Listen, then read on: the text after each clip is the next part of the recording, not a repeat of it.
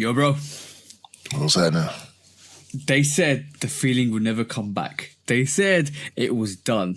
They all said sneakers are finished. How are you feeling today, bro? Rejuvenated. I thought so.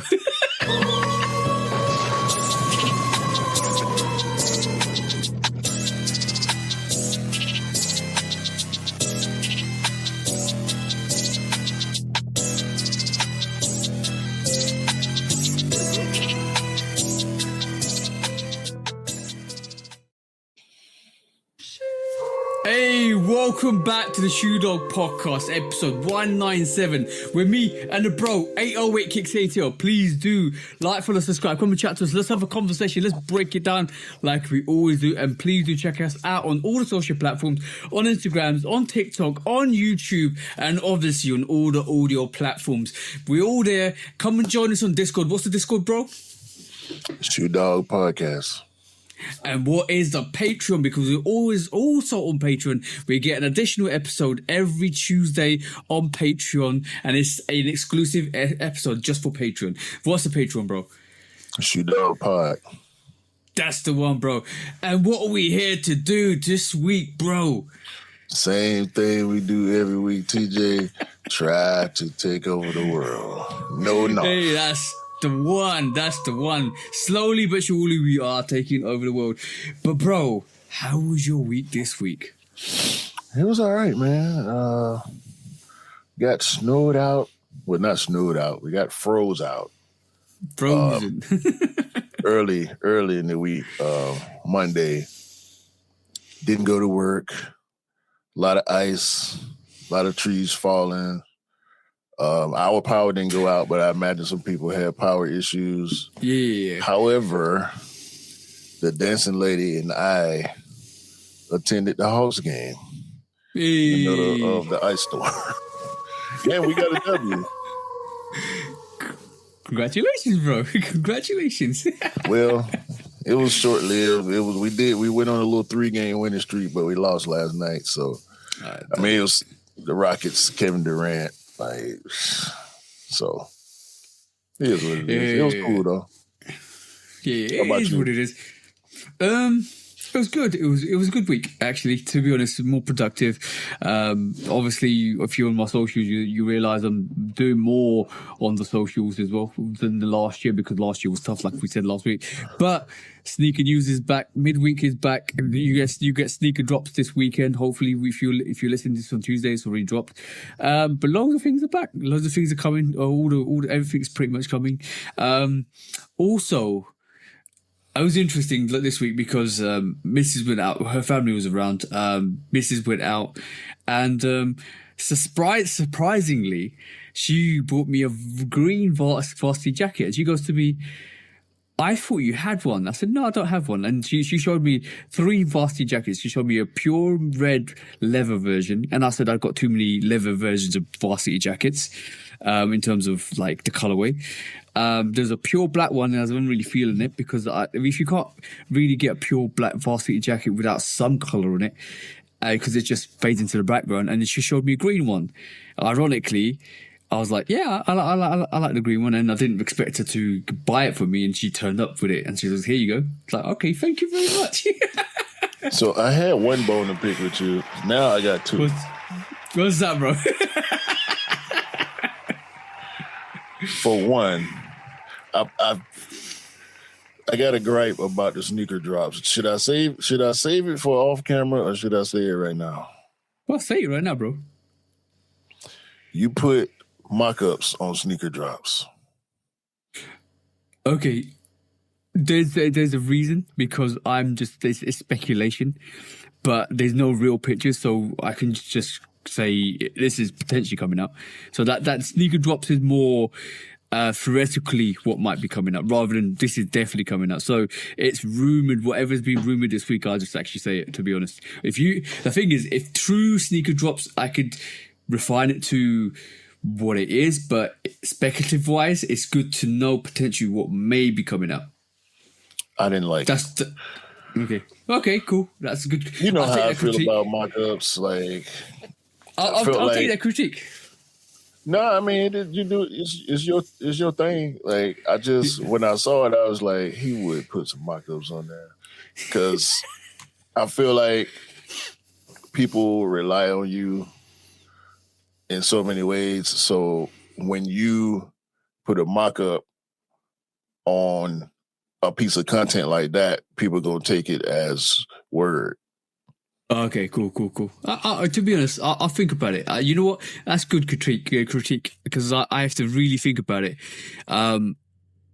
It's hard. I might do a phase out instead where I just show a blank version of the silhouette, which we don't know about, and say to be confirmed, which probably is a better option because you don't know the colorway. That's what I might do. So it's good critique, but I like. I don't want to add no words. Like, I don't want to add no words to the script. You know what I'm saying? Like you're already spitting 35 words in 10 seconds for each sneaker that you talk about. No. I'm not going to add no words. There's just be a picture of it with a blackout and it's to be confirmed. That's easy as that. When people see it, I like that idea. Yeah. Critique number 2. Honest, God. Oh, go ahead. No, because we want the people to be speculating about what the colorway might be rather than giving a mock-up of potentially what we might get or what people might think.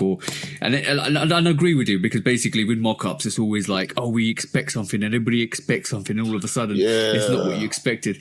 And we always discuss it on the podcast as well. It was like, no, we don't like mock-ups. So I think that's a good critique. I'll take that. I'll take it on chin and let's move with that. Gripe number 2. Mm-hmm. How dare you disrespect all black like that? Oh no! It was don't take it back. It was a terrible version of it all. If you saw it, you would like it. Don't take it back now, bro. If you saw it, you'd be like, nah, that's not it. Trust me. I look. I would like an all black variation when it's got leather sleeves and a cotton thing. I like it. Oh, it would look awesome. But it was all plain. And it was not inspiring. The triple black, all black is dope. But when it was lazy. You're like, nah. Give me something that's special. Because I want to pick up pieces that are really nice. And if it's triple black, give me different materials. Give me something different. Give me like something. It was not inspiring. I'll show you off camera. It was not inspiring, bro. Trust me. I was like, nah. I'll take that. Cause you know I'm the king of all black now. Don't. Oh no. Don't come through with no shade on all black now. When I say it was not great, I'm not even calling it trash. When I say it was not great, it was not inspiring. Like a triple black, yeah, dope. Like, but it all looked dope. But this one was not inspiring. It was all one material, triple black. Even the collar and the actual rim at the bottom, nothing. Just it was like you were lazy with it, proper lazy with that. And I was like, nah, I don't like it. If it's gonna be all blacked out one material, it gotta be patched up. That's like, the one, bro. It was just one piece. I'm like maximum patchage. Yes, and then it just like a little patch on the shoulder, patch on the elbows, patch on the sleeves. Exactly. It's nothing across the front. It's not on the back. Black writing, it would have looked dope. It was just plain. I was like, I might as well get a blazer. Bro, it felt like that. Might as well just get a blazer. That's what I felt, bro. That's what I felt. Yeah, if you get that feeling, I agree with you. I done seen some pretty horrible varsity jackets. I actually don't own any varsity jackets. Yeah. Because every time I see one that I like, it's either way out of my budget, like the A Ma Maniére jackets, or it's just something that I don't appreciate. I think I want to do my own. Like I want to do a shoe dog jacket. Bro, I've been meaning, like, I really want to make my own varsity jacket. and I'm gonna make them unique. I'll have the same feeling. We're vibing here, but I have the same feeling, bro. Same damn feeling about making my own varsity jacket because I want to make it unique and I want to make it different. It's gonna be so expensive. Yeah, you know it's gonna be so expensive. Because I do want mine to be, because right now I only have one all black jacket. It's like a plain bomber, like a aviation bomber. Yeah. Zipper on the sleeve. It ain't got no extra nothing on it. Just a plain all black jacket. I don't even have the one with the orange inside. I went with the all black inside, all black outside, no stripes, no nothing. But when I think about a custom custom varsity jacket, I do probably want it to be black. I do probably want leather. Actually, I do have a varsity jacket. It's a Hawks varsity jacket. It's gray white with red and black features on it. But it's gray wool, white leather sleeves, and a bunch of red and black and white patches. Now we're talking. I think I showed it to you before. Or did I? I think you have. But I kind of remember it. I want that logo that's on your side of the screen. Oh, okay. On the back in chenille. That one there. The one you made. Yeah, that's expensive. It's gonna probably be, just to get that patch made, it's probably gonna be at least $100. Mm-hmm. That's outside of the price of the jacket, just to get the patch made. Because as big as I would want it to be at least 1 by 1 foot. You know what I'm saying? Yeah. I know that's different for y'all because metrics and whatever, but yeah, that on the back real big. The SDP logo that you made out of those fonts on the left chest, probably, the year on one sleeve, and maybe London, Atlanta, or something like that. Hit the button. I'm giving all my ideas away. Not to be used without the express written consent of the Shoot Dog Podcast. I like that consent because that was the original consent that we had from day one, and I like it. I still like it, and I know you don't like it, but I still like it. Hold on, listen to that again. Not to be used without the express written consent of the Shoot Dog Podcast. It's gonna be a $400 jacket, bro. By the time it's over, more than that, bro. I know, because I think we could probably source the actual jacket for cheaper than we would be able to get all the patches together. However, jacket quality varies, and I wouldn't want even if it's faux leather sleeves. I don't want it to be something that's gonna start peeling in 2 or 3 years. Because if I make that jacket, I'm wearing it all winter long. Yeah. They'll be like, "Where'd you get that jacket from?" You got to listen to the podcast, really. Don't worry about it. Exactly. You worry about the wrong thing. You need to be participating. But by the way, exactly. But by the way, I realized now I have 7 varsity jackets now. In my closet, which is great. I got different colors, different variations. I got the Rockefeller one, which I thought worked out or found in one of the vintage markets, which is great. But I also do like my shearling coats, my what do you call them? RAF shearling coats. I really and one of my favorites is a triple black shearling coat, all black leather, black collar, black everything, bro, and it is so fantastic. Because the other day I wore it to an occasion, and then I flipped and wore my blue shearling coat to meet up with my missus again because she wanted to drop the speakers, and I was like, you got 2? I said, mate, I got 3 or 4 because I like my shearling coats and like my varsity jackets. I think they suit me so well. By the way, I got my 25-year award for my work this week, and this is just the funniest thing. Thank you, bro. But I've been in the company for 25 years. Look, bro, look at me, right? Look at my complexion, look at my face, no wrinkles, no nothing like that. And then they looked at me. I stood up to get my award, And I sat back down. Everybody congratulated me. Got out the meeting or the presentation, and somebody came over to me and said, "Have you been in the company for 25 years?" I said, yeah. I've been here for 20 years. How the hell do you look so young? It's like, what? Melanin. It's like, That's what it should have been, melanin. I was gonna say that, but I literally said, exercise and water. That's all you need. Exercise and water and walk away. And melanin.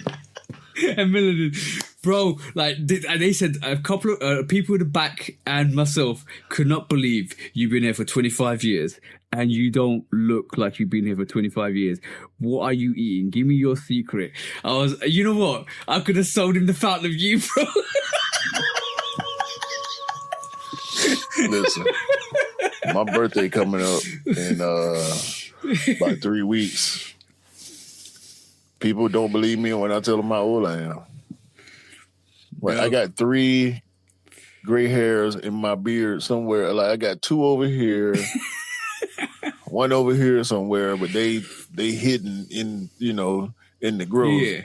And I got like 1 gray hair on this side of my head that when I cut my hair, it disappears. So, bro, I had my missus. I was because her hairs. If you know mixed race hair, if you know black hair, it gets really. You got different types. You got really kinky hair, which balls up. My missus' sister, her hair is nappy, ridiculous. I don't like saying the word, to be honest, but basically, term, bro. Nappy. But bro, like when she straightens her hair is like real down to the back, her back, right? But when she doesn't straighten her hair, and when it's nappy, like it literally is like just a little puff, right? And you're like, it's crazy how because she's part Jamaican and part St. Lucian. It's crazy how the hair type is crazy. So I was detecting my missus is semi, like halfway between wavy hair and nappy hair, and I'm trying to detangle it because I'm trying to help her out. Sometimes like, trying to help your missus out. And I spotted a white hair in the head, and she was like, "You have 1 white hair." All her hair is black except for this 1 white hair. And she goes, "I thought I got rid of that years ago. It came back." It don't go away. It came back. It's gonna grow back. Like, but apparently, if you eat black sesame seeds, it preserves the black ratio in your hair. It's the food that you eat that helps you maintain your black hair.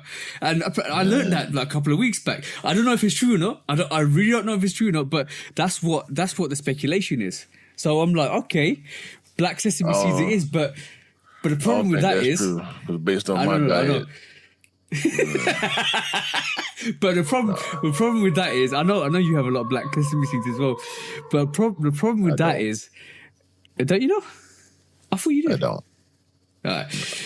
But the problem with that is, and the only problem with that is if I eat too much black sesame seeds, it will come up as opium in my blood test for work. I can't be doing that, bro. You talking about poppy seeds? Poppy seeds, yeah. Somebody's actually got sacked from work because he was having bagels with black every day. He was having bagels with black sesame seeds on it, and it came up as opioid in his urine and blood tests. And he was like, "But I'm just having." Black sesame seeds. So yeah, that's dangerous, bro. For me, that's dangerous. You shouldn't have to take a drug test for your job. No, we do because it's kind of safety critical still in terms of. Yeah. I guess. Yeah, but anything else happened this week? Well, not in my life, outside of work. But I've been seeing a lot of interesting things online. Also seen a bunch of bullshit online that we don't have to get into all of that. What's been going on. I know you stay up to date. Certain things that I don't think you may be up to date. Like we talk throughout the week. Yeah. But there's one thing I did find. Well, a couple of things I found interesting. Did you hear about the Olympic drug lord? Oh, yes. He handed himself in because Ryan he was Whitting. working for the he's working for the Sinaloa cartel, and he handed himself in. I don't know why he handed himself in, but he just handed himself in, and he was in Mexico. Obviously, he handed himself into the U.S. Embassy in Mexico, and they flew him in via private jet, and in handcuffs. But I know you're going to mention what he's wearing. Go, what was he mentioning? What was he wearing, bro? Well, he was indeed wearing an unreleased John Geiger New Era collab hat. Yo, this is the trend. This is the trend, bro. This is the new trend. Give the cartel, the drug lords, all the people that the states want to actually arrest, the new shit, the new stuff, the Nike Techs. No, you can't do that with Nike Techs because with Maduro, that was a regular grade Nike Tech fleece. Oh, funny enough, I did go into Dick's Sporting Goods, and sure enough, they had the full gray Nike Tech fleece on display. I'm talking about, bro. It was probably a 6 or 7 foot display of all great Nike Techs. But this is a hell of an advertisement for John Geiger because obviously this guy had millions and millions of dollars. Yeah. Outside of being an Olympic gold medalist. Like if he was just an Olympian, a successful Olympian, he probably would have still been able to get access to it. But based on the fact that he had all these millions of dollars from selling dope, cocaine that is. Funny enough, he was a snowboarder. You can't make this up. You can't make this up. It was snowboarding on those cocaine mountains, bro. It's facts. But people with the type of access he probably got, of course he got that shit before it come out. He ain't no telling what type of crazy trip he got, bro. Give me that shit. Yes. No, he might not even. He may have never even met John Geiger, or no. Maybe he has met John Geiger, and John Geiger just didn't know how deep into the crime world he was. Or I don't want to put that on John Geiger, but based on the fact that he's loaded money wise. Like, bro, give me the hat, bro. What you want for it? I give you $1,000 for it. It ain't even a problem. If you got that amount of money, it ain't even a problem. Access is not an issue, bro. Bro, if you got access to keys, nothing is a problem, bro. Nothing is a problem. Like bro, you talk about El Chapo, and you talk about this. If you watch what do you call it? Mexico? No. What's that? Narcos Mexico. That's the one. If you watch that, I follow that. I followed the Narcos, the original series of Narcos Mexico, and I followed it all the way through to El Chapo. I'm waiting for the next variation when El Chapo escapes prison and stuff like that. I'm waiting for the next Narcos, man. They need to do that because it's still going on. It's still going on to this day. That series is absolutely amazing, bro, to watch, and it gives you so much of a historical background. See what I'm saying? So yeah, that's crazy. A new era collaboration and John Geiger, bro. You can't make this up. Is crazy. You cannot make this John up. John Geiger tweeted, "Life is crazy, but a leak is a leak."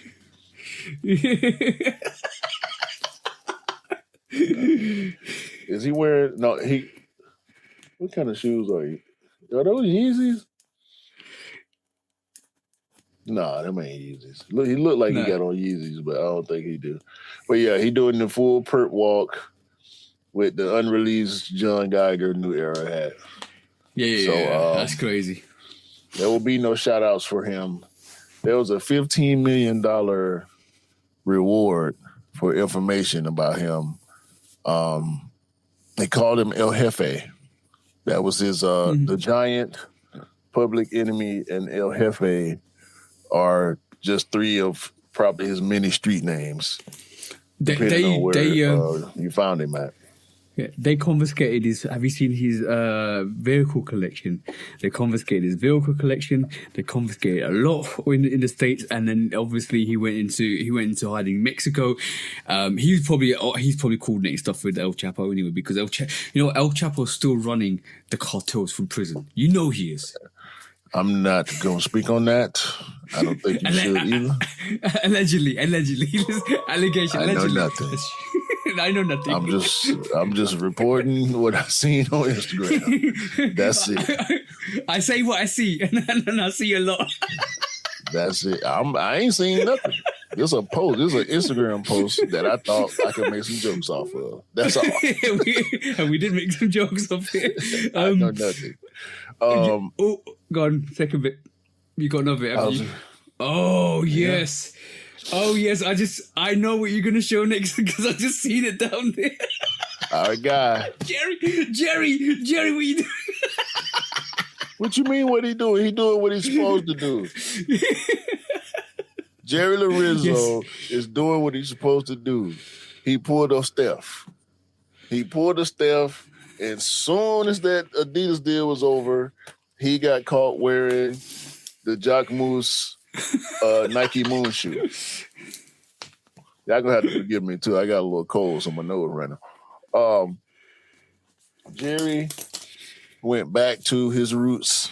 I don't think he ever really was locked in to Adidas as much as I think I said this to a certain extent. I think he's more locked into what he wants to do creatively than he is to any brand.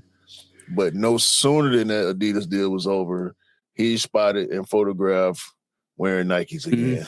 Mm-hmm. And it's just good to see. You know what that's a telling tale, a massive telling tale. He wasn't happy with how things went in with Adidas. You can tell that. If you come out of a contract and your first picture of you in public is wearing Nikes, that's a statement. If you want to make a statement, that's a statement. And he's one of those type of people, like people look to Jerry for fashion. You look to Jerry for what's trending, what's cool, what's next. So that's a big endorsement for Jock Moose and also a good endorsement for Nike. I ain't gonna say a big endorsement for Nike, but it's a good endorsement for Nike. The shoe sold out anyway. Yeah. Talking about remove Jock Moose and you can find, in one of the comments, remove Jock Moose and you can find these at Ross. Nah, because the non-collab Nike Moon shoes sold out too.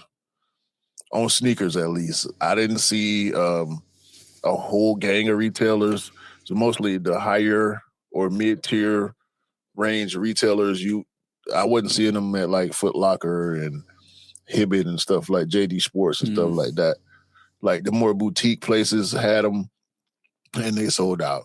So Jock Moose is one of those little known high fashion brands that always do well. So when it comes to designers, when it comes to athletes, when it comes to anybody that's got credibility in the sneaker game, it's important that the way you move and the way people see you move, that structures your loyalty and that structures how you feel.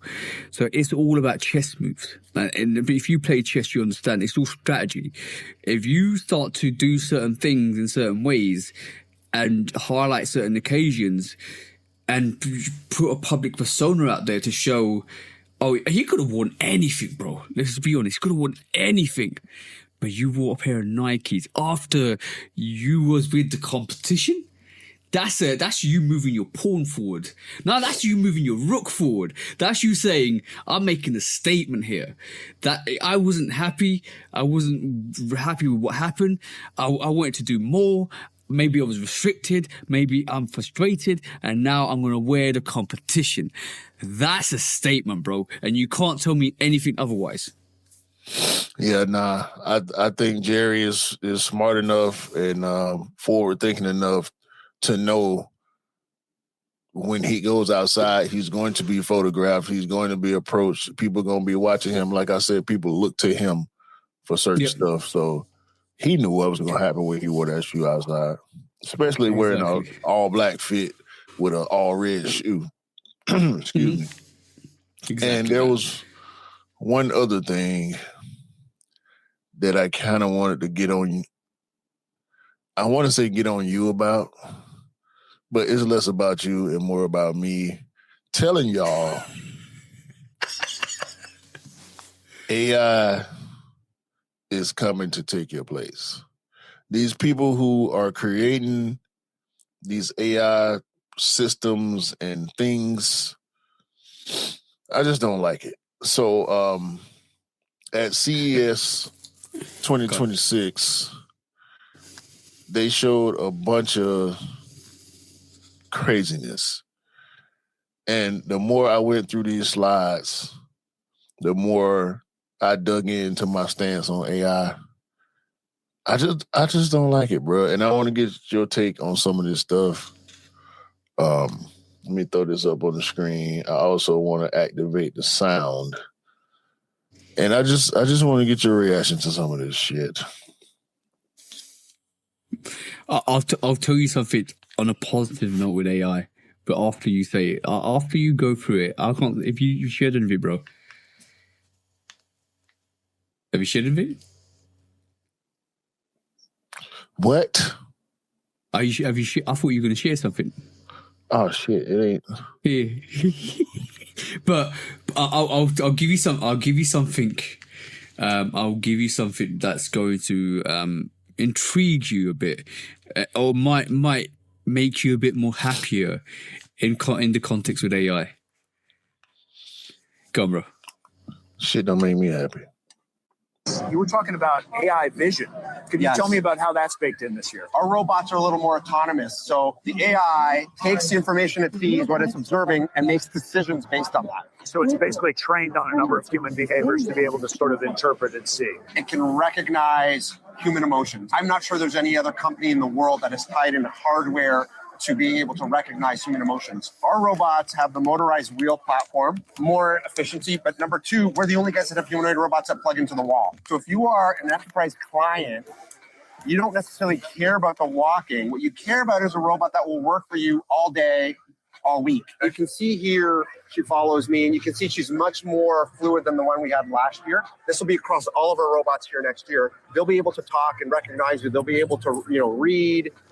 We have David over here, our new, as he's called him, our new smug robot. He's got a little bit of an expression on his face. It's like a little bit of like superiority. The fact that he evokes some emotion in you, I think is a good thing. Yes.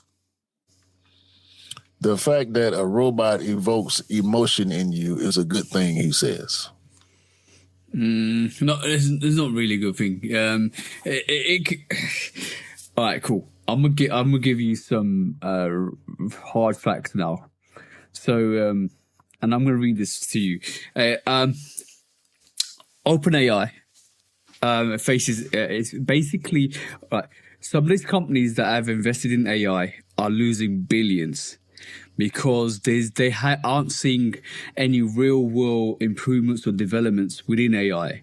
That means that they thought AI would come in, revolutionize the company, streamline it, create new inventions, create new ideas. And what they're finding is since it's come in, a lot of people are using AI for memes, videos and content rather than what it's supposed to be used for development infrastructure, for R&D and all that stuff. And for taking jobs. But it's not having the effect that they thought was having. So reportedly OpenAI reportedly lost $5 billion in costs because of AI, because it takes that much energy and that much space to run AI and development. And now we're seeing a reverse trend where companies are leaving AI or leaving the fact that AI is effective for their company and going back to human source. So That's the positive side of it, because rather than having research and development and medical development and medical care and infrastructure development and AI having implement there, they're not seeing any real advantage of having it, or real world advantage of having it, because people are using AI like people would use AI. It's in terms of content, in terms of memes, creating videos and stuff like that. And that's what they wasn't supposed to be used for. So now, even though we're seeing all this development in AI, it's costing too much for the businesses, and businesses are pulling out. That's what's been happening over the last year or so. So even though what you're go on. I think it depends on who you're talking to. Very much so. But look at some of this bullshit. Color changing nails. I saw that, bro. I saw that. It's called Glide, and it's the world's first smart hair clipper. Once this clipper is connected with the feed band, and you can see this blend push out. When you put it up forward, and then you can see this blend changes the lens automatically. This we call it auto fade tag. So are you programming? Girl, shut up.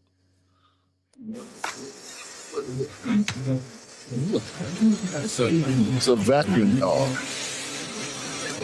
So bro, You that lazy. It's making people lazy, bro. You need a robot to sweep the stairs. You that damn lazy. This is one of the simplest mobile gamepads ever. I don't think this really applies. Like, this is actually a good one, you know, a physical pad that you can hook up to your phone versus tapping buttons on the screen. I ain't got no problem with that. Look.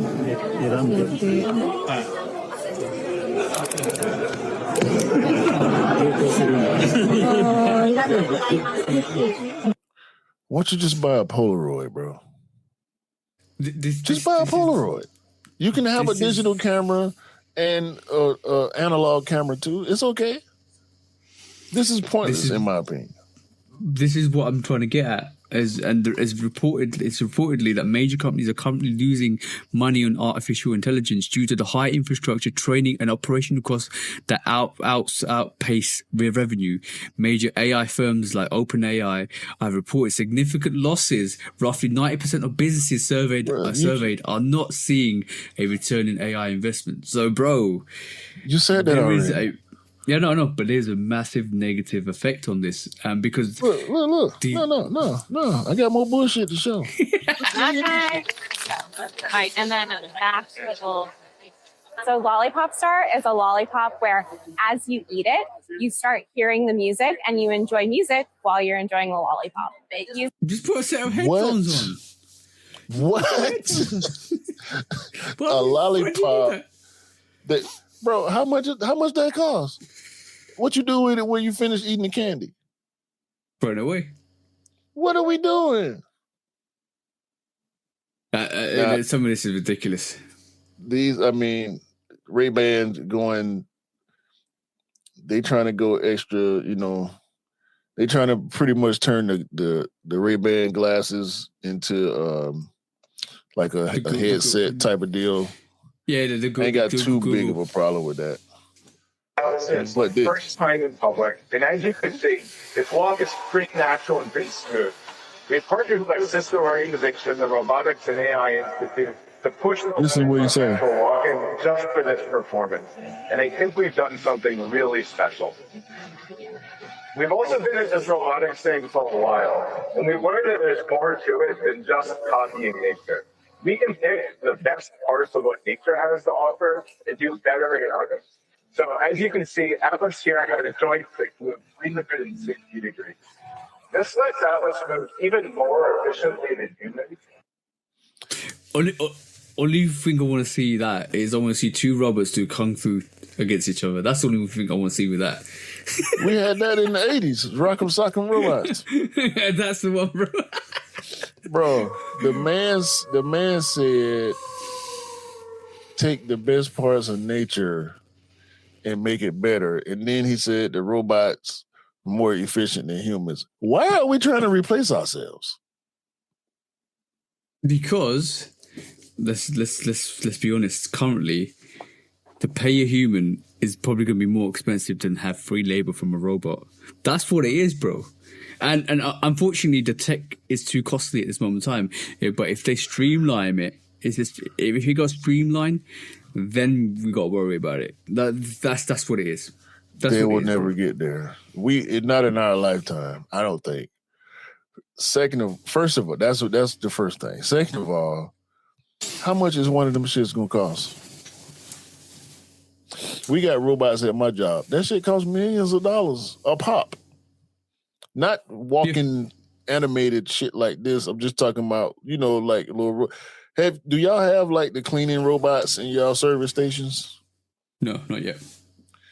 You can go to any Quick Trip, probably in the United States, and see these little squares rolling around, and they talk like they got sensors on them, and hello, welcome to Quick Trip. I'm cleaning the floor.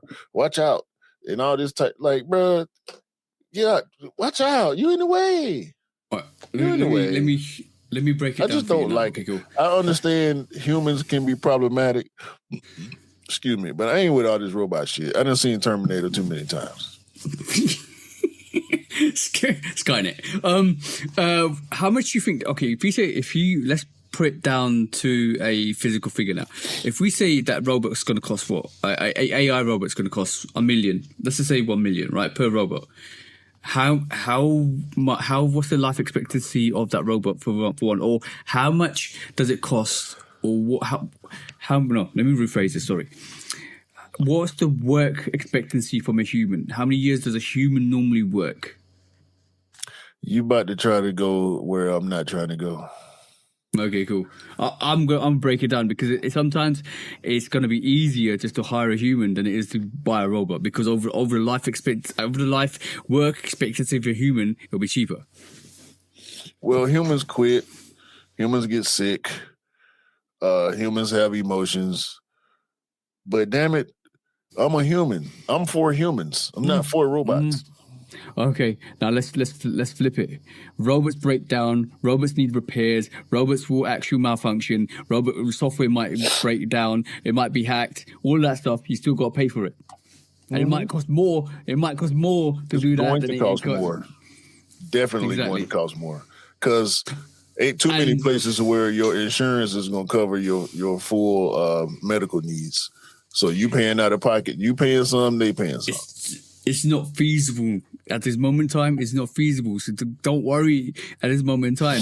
The only people you got to worry about is the service people, where your waiters and people that work in like restaurants and waiters and stuff like that, because they are seen there. I know, but it's happening. It's happening though. That's where people get replaced. Bro, we got automated ride share already.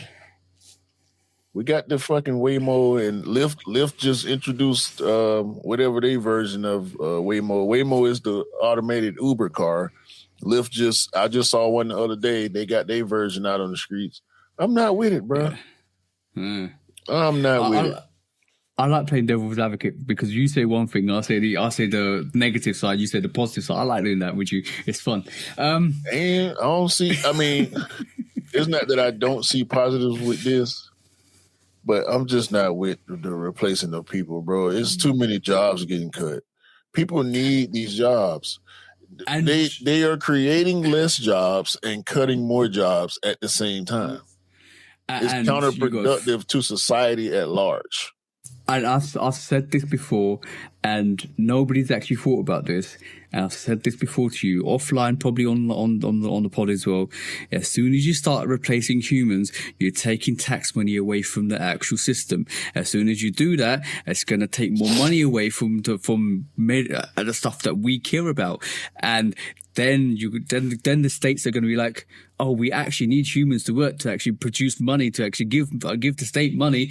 And then it all falls down on itself. And that depends on if they actually use the tax money. That's a whole conspiracy theory as well. If they use the tax money that we pay for, or if it's a solution, we're about to find out, bro. We are literally about to find out.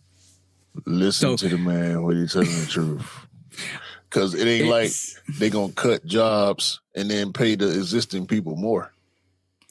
And they not going to tax the robots for working, even if they And work they not 24/7. finna tax these corporations either. So how are you going to function a state without tax money? How? How, Sway? Tell me, bro. How, Sway? You ain't got the answer, Sway.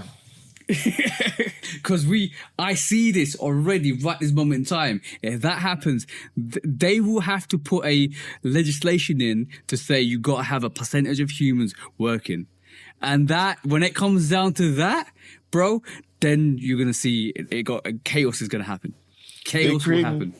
They're creating dystopia. I don't understand why motherfuckers act like they can't see it coming. The more automation, the less jobs. The population ain't getting smaller.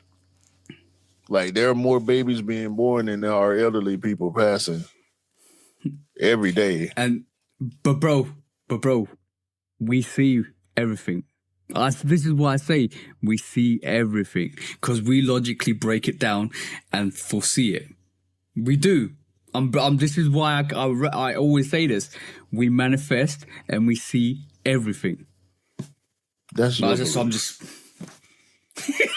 I believe it to be true. But two things before we carry on to the next subject. I had the same problem this week with the missus.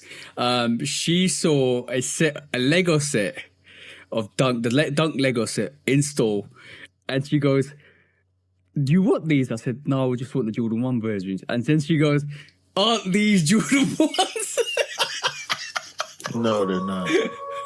They're not. It says Dunk on it, but I admit, obviously, the missus is not a sneakerhead like we are. She sees one sneaker which looks similar to the next sneaker, and she obviously thinks it's the same sneaker. It's a hot top with a swoosh. Yeah, exactly. Hot top with a swoosh, and then she thinks it's a Jordan 1. But I love her still, and she's still amazing, and she looks out for me all the time, which is amazing. Both our misses are doing, they're amazing people. I rate them. If you got a partner that looks out for you and is ride or die like our partners are, they're amazing people. Even contrary to what we said on the Patreon. Why you even bring that up? Last thing, because I want them to listen to the Patreon. Last thing is, it happened again, bro. I walked into the shop today, just literally 2 hours ago, and there was dirty socks and dirty slides, bro. I even took a picture to show you later after this podcast. Stop it now. Stop it now, please. It's horrible. It's horrible. Just put a pair of shoes on. It's freezing, bro. I'm like, why? Just stop it. It's not needed. It's not needed. Just put a pair of slip-ons on. Like any sneaker that you can slip on, just put it on and walk out. You don't need it. It's too cold. It's in you don't need frostbite right now. It's in the 20s right now here. Y'all hear me sniffling. You know, I don't catch colds too easy. Like, I got allergies, but this ain't allergies. I actually got a cold right now. I've been taking cold medicine for the majority of this week. So yeah, it's nasty work out here. And y'all run around with socks and slides outside. I saw it. I've seen it too. I've seen it too. That's y'all, man. Hopefully y'all got y'all insurance paid up. Hopefully. Some fingers will be dropping off if it gets colder. That's what I'm saying. Don't wear those socks or slides. Frostbite is a thing. If you don't believe it, trust me, it is. Ask the people that have got frostbite. Your fingers and toes will go blue. Just don't do it. It's not worth it. Hypothermia is real. Yes. Even though you don't believe in it, it will catch you. It's gonna make a believer out of them. They ain't got to believe it now. They'll believe it when the doctor tell them they laying up there on the table talking about getting their parts cut. Well, it'll be "I Believe I Can Freeze." That song, that's the new version of it. I believe I can freeze. That's what I'm talking about. I know I believe it for sure. You ain't got to tell me twice. I can feel it. I was born in February. God, let's do it, bro. Let's do it. All right, first quick strike. We have here something very interesting. We've been getting it in bits and pieces over the past few weeks, but now it's a full-blown Nike Air Max 95 family reunion pack. What are your thoughts on these 4 sneakers from this pack, which are the I-95? The I-95 is the U.S. Is it New York or Detroit? I think it might can't be remember. Baltimore. Is it Baltimore? One of the two. I'm just checking. I'm just checking. Go on, keep It's a all black bootish remix of the Air Max 95. We have the Atelier, which is the Paris colorway. Yep. We have the Hong Kong colorway, and we have the 211, which is the Shanghai colorway. Yeah, the I-95 is the Baltimore colorway. Yeah, Baltimore, gotcha. Yeah, it's bro. We okay, cool. When they dropped Air Max 95 at Atlanta and Toronto, we saw this coming. I knew there was gonna be a Paris version. And I know there's a London version coming as well. I didn't know there was gonna be a pack with the Paris version. This is fire, bro. This is absolute fire. The triple black variation I-95 is fire. What's the Paris version called again? Atelier. Atelier. That's totally dope, right? And then you've got the CO version, which is like similar to the Paris version. But the one that grabs me, bro, you know the one that grabs me, is the Hong Kong version. That Hong Kong Air Max 95 Big Bubble is crazy, bro. Crazy. Because red is one of my favorite colors. I'm gonna be honest with you. And the green touches to that, that's crazy. I'm getting that. I'm definitely getting that. Well, you have fun with that. This is... I do think it's a dope colorway. I do not enjoy the green with the red as much as Anish might think I did. He tried to call me out in the chat. Again, I do think it's dope, but that lime green against all that red and orange, I don't really enjoy. I ain't hating. It's nice. I ain't hating. I like it. I like the way it contrasts off the red, if I'm honest. And the thing is, if you look at the graphics underneath the mesh, like you got the graphics on the outsole, on the back tab, in the insoles, and the actual underneath the mesh. On the tongue too. On the top, yeah, it's a crazy sneaker, bro. I like it. Off the bat, I liked it on feet. It looks crazy. Yeah, it's definitely a bold, breathtaking colorway at first glance, but the more I look at it, the more I feel like, yeah, I don't really need that. My favorite one out of the pack is the 211, which is the Paris colorway. The perforations, not the Paris, the Shanghai colorway. I'm sorry. Yeah, Shanghai. Yeah. That silver on that black. I said this when I first saw this colorway. The 110 lad posted it about a week or so ago on Instagram, and this was the one I really liked the most. I'm a little bit scared of all that white on the top, or all that bright silver, cool gray, and this colorway. It reminds me almost of the Sketch Air Max 95. I'm intrigued to see what the material is going to be with the perforation. Like, is it just nubuck? Is it suede? It looks like a ballistic mesh or canvas almost. Yeah. Kind of remind me of the Works Out 95 uppers. Yep. Sorry about that. But this is my favorite colorway out of the pack. Don't know if I'll really be able to get my hands on them because we have yet to get all the release information. Everything that I'm seeing is saying Nike.com or sneakers, but with this being a regional pack, I'm thinking they're going to release in their respective regions. So if you're not in the region for the colorway that you like the most, you might have to go the resale route. And something telling me ain't none of these going to be on the cheap side. No. I think that Hong Kong pair is going to probably be the most expensive. They all retail for $200, depending on where you are. And we already got some resale pricing on some of them. But yeah, I ain't trying to dip into the resale market for something like this because it's going to be a pretty penny either way for either colorway.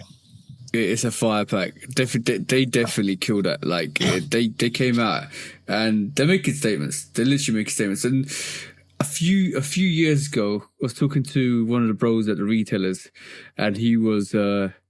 I think we mentioned it on the pod as well. I didn't say names because obviously we're not connected, but still connected. We talk to people.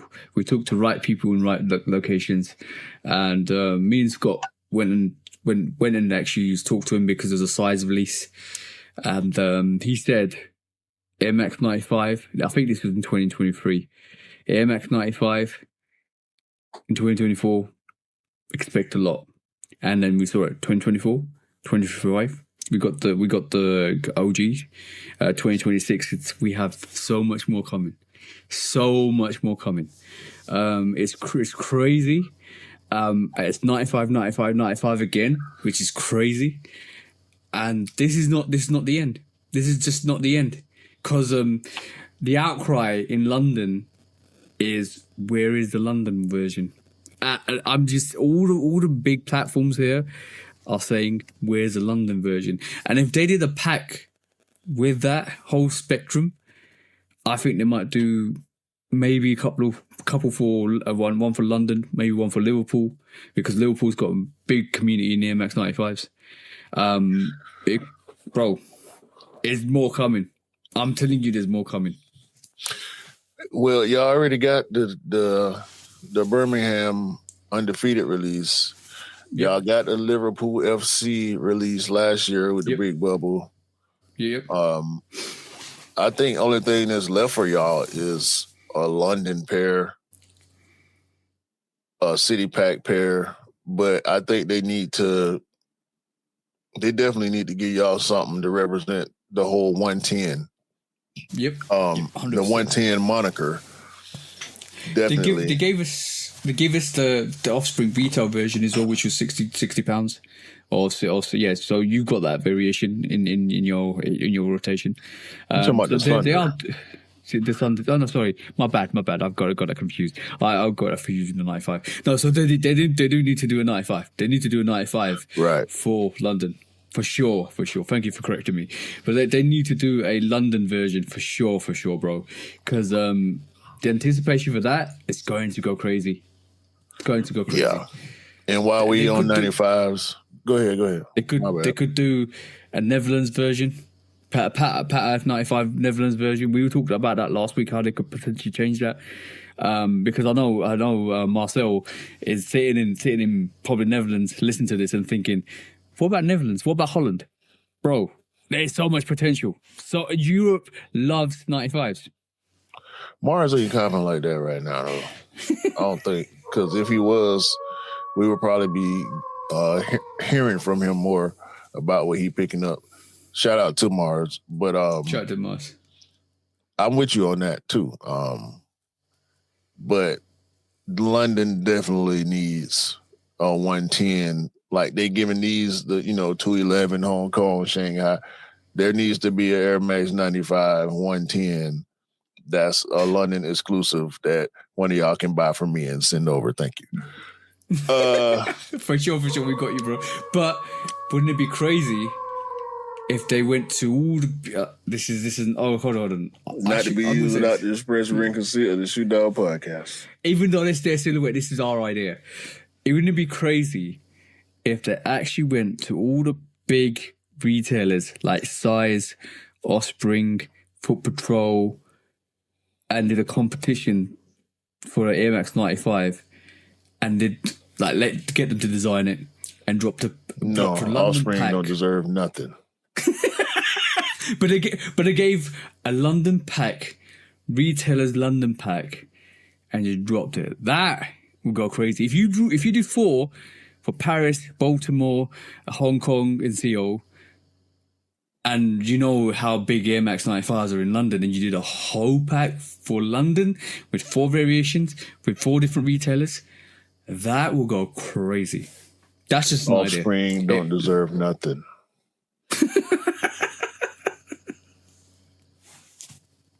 Hold on.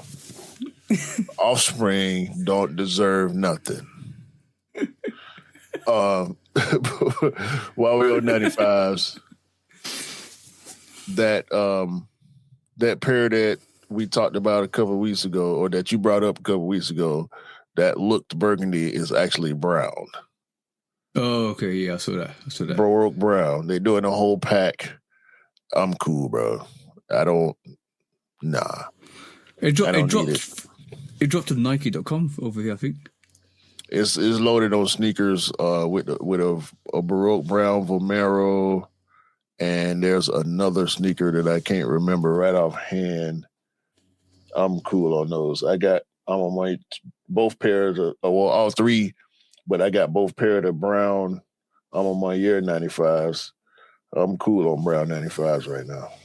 Even though both the A Ma Maniére pairs are the smaller bubble, I don't need those, man. You know what I have been wearing recently? It's been the Air Max 95 SB Customs. I've been rocking that like crazy, bro. It is so comfortable.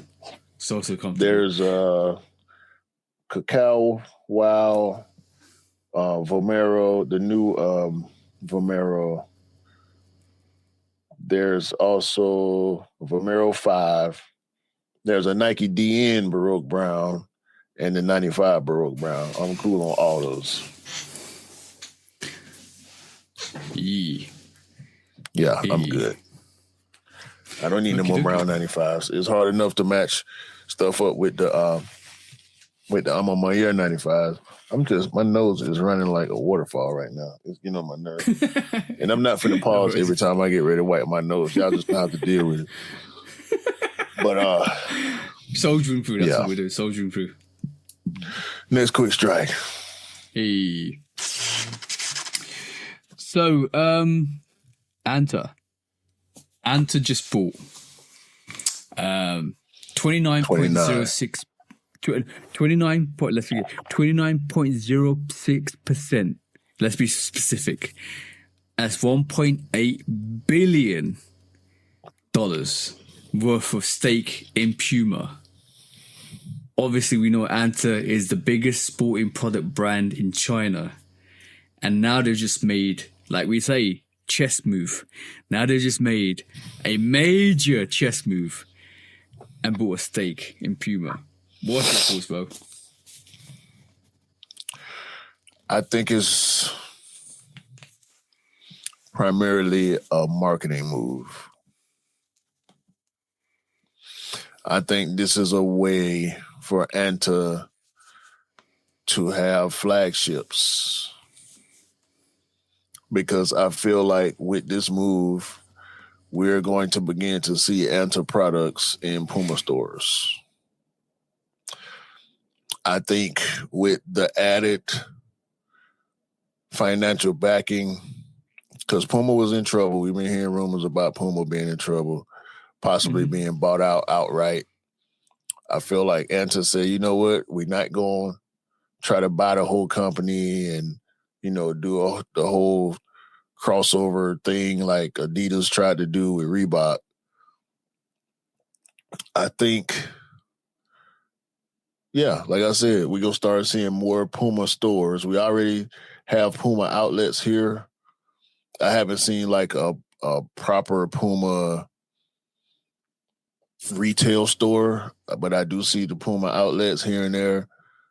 And it's a way to get more product in store for Anta. I think that's a good move. I think you're right there. I think it's a positive move. They've already come out and said they have no intention of actually buying or doing a buyout for Puma, which is what Anta says, and this actually reiterates what you just said. I think also.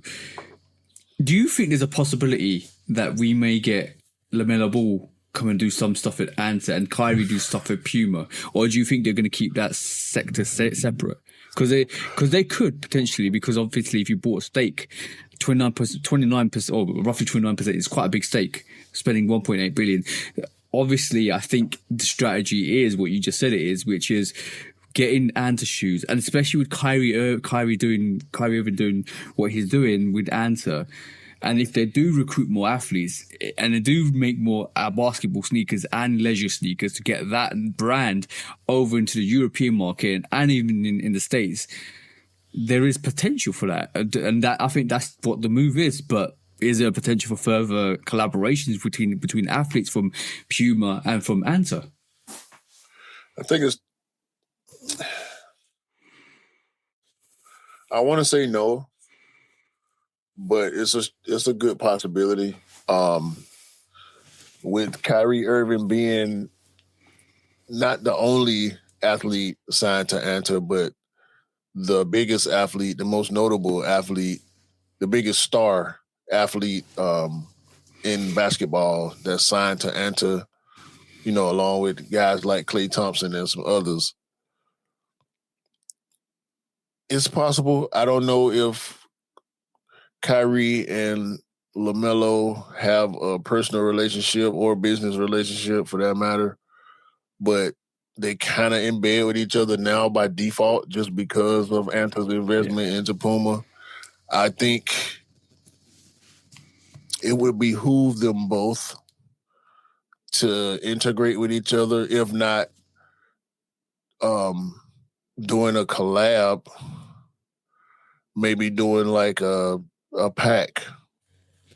That could be a possibility. That could be a massive possibility. But I think this move for Anta is in direct competition with Li-Ning. Because I think Li-Ning is the biggest company. I haven't done no research on it. I think Li-Ning may have more of the market share than Anta, or had more of the market share than Anta at some point. Because before Kyrie Irving went to Anta, it was all about Li-Ning and, Dwayne Wade going over there to sign. And so we know LJ. LJ loves the basketball shoes.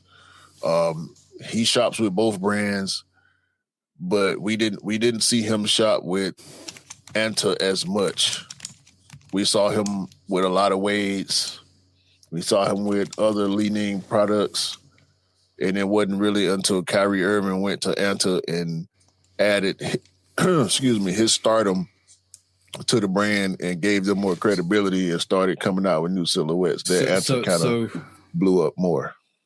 I just looked at it. Anta commands 23% of the market share, while Li-Ning actually has approximately 9.4%. So Anta is the biggest. Okay, sport. That's why I said it was the biggest sporting product brand in China, because I think that comes from the popularity with Kyrie anyway, and I think they've been upping their game over the years. This has been years now. It's been years now. At least 3 years now, because Kyrie is on his third signature sneaker. It didn't take long for him to get the first one compared to athletes signing with other brands. For Kate Cunningham been with Nike for years. Zion had been with Jordan for a couple of years before he got his first one. I think Anta took the opportunity to know that they had a big superstar coming on board, and Kyrie Irving is still a big superstar. And they knew what happened with Nike, and they snapped him up and they gave him a silhouette straight away because they knew the marketing was there for an athlete like that. And now our three signature sneakers down, they've actually bought a stake in Puma, which is crazy, 29% in Puma. That gives us leverage. That gives them leverage in the European market as well as other markets to actually get their sneakers in. Now, the question is, the two questions I have for you now is tech. Are they going to share tech? Are they going to share information? Are they going to merge some tech information from Puma? And who? I think it benefits both companies if they did that. And second question is, do Anta have more draw power now since this merger for getting more athletes on board, more superstars on board? The second question is relative. And I think it depends on the next point I was going to make is, go on. Does Anta now go into other sports? Do they go into soccer, football? Do they go into racing? Because Puma is, they good in racing. They good in soccer. You know what I'm saying? So does Anta do that? And this is where you start merging techs. This is why I said the question. But Puma ain't got no tech to boast like that. Not merging tech, but merging business strategies. Now it's like, because Anta's next move is. Yeah, Anta's next move should be, and if you run a business, and if I was a CEO of that business, I'd be like, we have basketball unlocked. Let's expand the basketball range a bit more, get some more superstars. And this is why I said this. There is a free agent we talk about constantly on this podcast that did wear an Anta sneaker last week. So I don't think it's a possibility yet, but there's a bigger draw now. That's the strategy. And the other strategies might be, do we go into football? Do we go into the NFL? Do we go into racing? Do we go into track field? And do we go into other sporting stuff? So that is a massive possibility to build a brand. Massive. It remains to be seen, but definitely a big move. I think it's going to shake things up for not only Puma, but other brands as well. It's something to pay attention to. I think the first move is to get the sneakers in widely available so that you get the revenue up. You increase the revenue that you actually have. I think that's the major. Yeah, that's the major advantage. And then maybe 2 to 3 years, you think about the strategy should be, let's get our revenue up. And in the meantime, let's plan for the future. In 2 to 3 years, this is what we want to be doing. And in 2 to 3 years, let's go and do that once the revenue's up there. And that's what the strategy is. Kyrie Irving ain't going to play forever. They're going to have to get some young star power. Exactly. Kyrie already in his mid-30s. Yeah, and that's where the draw power comes in, by owning that and by getting the revenue to actually invest in new superstars or new athletes within the NFL, and then start developing different regions and different sporting lines or the sporting categories, and then building that up, because that's a move. I was surprised to see that this week. I don't know about NFL, but NBA is their target market just because Kyrie. Like, I don't know if they'll be able to break into football, but soccer football, I think, is a possibility just because of the connection with Puma. And like I said before, auto racing and probably track and field also. They could probably do some, make some headway in those sports. But they got a long way to go as far as really cracking into this American market the way they want to. Yeah, for sure.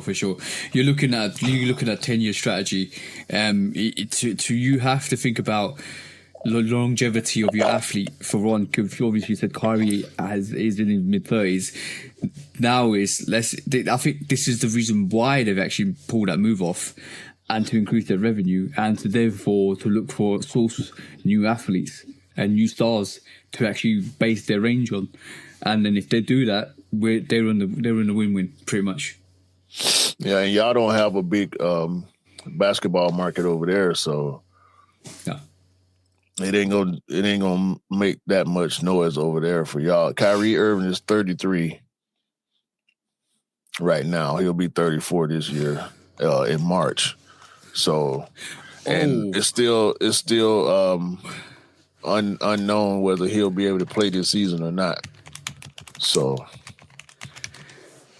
we'll see. Okay, Puma.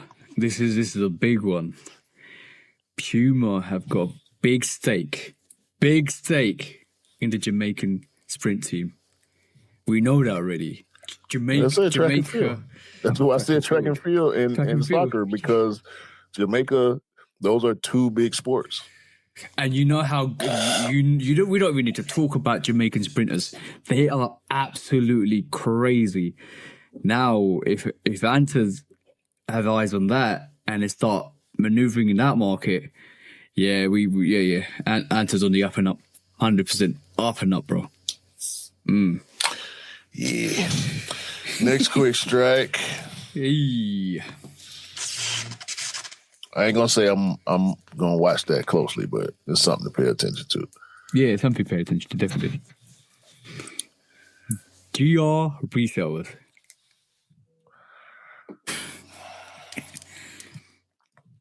I don't want to. I did enough ranting last week, but it was already too late. It was already too late. Y'all think I just be talking out the side of my neck. Y'all think Q don't know nothing. Q ain't did shit. Q ain't seen shit. I've seen y'all with rooms full of boxes that y'all cannot move. Not because they heavy. Not because they full of cement or concrete. I thought they were bricks. They are indeed bricks. They are indeed bricks. In y'all's terminology. See, because as heads, I know some heads throw that phrase brick around. I don't like to throw it around. We like to say sitting. Yeah, sitting. Because sitting is a positive connotation. Brick has a negative connotation. Brick means, they ain't worth trying to flip. Skippy. When I think of bricks, especially when people say bricks, it's like, oh, that's like a ton of bricks. And a ton of bricks is heavy to move. You know, bro, it's a ton of bricks. It's not going to move. It's going to stay where it is. And that's the negative connotation to that. Why ain't nobody tell this fucking loser over here? Sneaker reseller loses $8K holding Black Cat foals. Listen to this stupid motherfucker talk.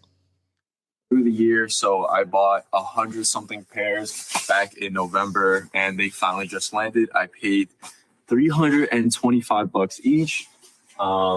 If you guys take... Wait. You paid what, dumbass? $320 he paid each for Black Cat foals. Hold on. Can I get this shit to start over? Go on. Nah, it's gonna go stay there. back. I'll look at the pricing right now on StockX. I think these are going for about like $280. So after fee. Look at his background, ladies and gentlemen. It's got Yeezys. TJ. TJ. You said that last week. Come on. Say it again, bro. TJ. What did I say last week about them brown boxes? Go take them out now. Go wear your sneakers.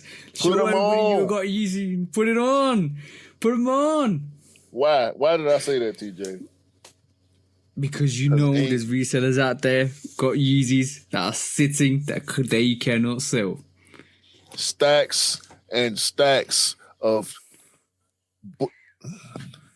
He continues. I'm gonna be netting about like 245. Honestly, at this point, I think I might just hold them. You know, it is Black Cat Jordan 4. The last pair did really well, so currently quote unquote down. I haven't sold them yet, but I'm currently down. Okay, let me tell you something. This reseller doesn't do his research. This reseller doesn't know how to maneuver in the market at all. This reseller has gone on previous releases, and we know what happens with previous releases. So now when did the last Black Cats come out? It was a couple of years ago, wasn't it? And it sold out. It just disappeared, and the pairs were going for crazy numbers. We were talking about 600, 700. That was crazy numbers. So he relied on that value without doing his due negligence on what was coming, because we knew due diligence. You know, he was negligent. No, he did do negligence. That's what he did. He did do negligence, because if he did his due diligence, he would have known. He would have known, for one, when the Black Cats returned. And when Nike saw the original release go for 6, 7, 8, whatever the crazy amount was, they were going to drop it, and they were going to drop mass pairs. If you're a reseller, you need to know how to move in the market. If you're a reseller, you need to know the quantity and the hype behind the pairs. There was hype behind that Black Cat. But me and Scott sat there and said to each other, this sneaker is going to go maybe 50 to 60 pounds over retail. We knew that. So how are you not doing your research to know that for a fact? And you're paying $320? 4 pairs of Black Cats, because you thought the price. Yeah, you thought that price was gonna hit 600, 700, and you was gonna bank. Let me tell you one fact, right? One fact.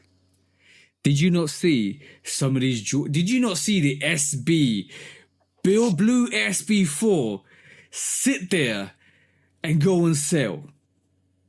Did you not see some of these 4s that weren't collaborations go on sale? Were you not worried? Did you not? The shout about the ones as well. Another one. Did you not see the hype behind the 4s die in front of your eyes last year? Did you not see that? Except for the Brick by Bricks and the undefeated 4s, every other Jordan 4 pretty much sat. Even the Flight 4s that came out this year, we said that's sitting, that's going on sale. On sale. We knew that. Right now it's on sale. We knew that. How are you trying to make money in a market that you know nothing about? Because we sneakerheads know that. This is the difference between a sneakerhead and a reseller. When you think about the money, you're going to lose money. When you actually love sneakers and you actually listen to us and you actually maneuver properly, you actually will make the money that you want. But this is not about resale. We're not about resale. We're passionate about our sneakers. So we see the market, we move with the market, and we know exactly what's going to happen with the market 90% of the time. In the words, you are a culture vulture, and you got what was coming to you. Simple as. Words of Tony Montana's high ass. You stupid fuck. Look at you now. That's the one. That's the one, bro. How did you do? What did you do? What did you do? In the immortal words of DJ Khaled, punk ass, congratulations. You played yourself. Hold on. Another reseller. Bro, it's been happening time and time again over the last couple of years because they still think there's money where there's not money. You could hold those pairs. You could hold those pairs for the next 3 to 4 years and you might make your money back. Let him finish. Let's let him finish. On about $50 per pair, maybe after fees, $65 per pair. So yeah, if someone can give me a good offer on them, maybe we could work, but I'm just considering holding these for all of 2026, maybe until 2027 for Christmas. And yeah, hopefully this is a shoe of the year and it does really well. Sorry? You thought this was going to be shoe of the year? You thought... Hold on. Bring me back, bro. You thought... Hold on. The Undefeated Force came out. The Brick by Bricks came out. The Tokyo 5s came out. Neon 95. The Neon 95. The Pharrell Jellyfishes came out. And you thought the Black Cats were going to be sneaking... You can't make this up. You cannot make this up. It wasn't sneaking on the last time they came out. In no world will an all-black Jordan anything be sneaker. The Gammas barely made people's list. And you thought... The Soulfly 3s wasn't even on that list. And that's a better sneaker. That's a better sneaker than the Black Cat Force. Hold on, where my list at? Where my list? I still got my list sitting here too. Black Metallic 5s did way better than the Black Cat 4s. You should have invested your money on the Black Metallic 5s. That research gone crazy. Infinite Archive 17s.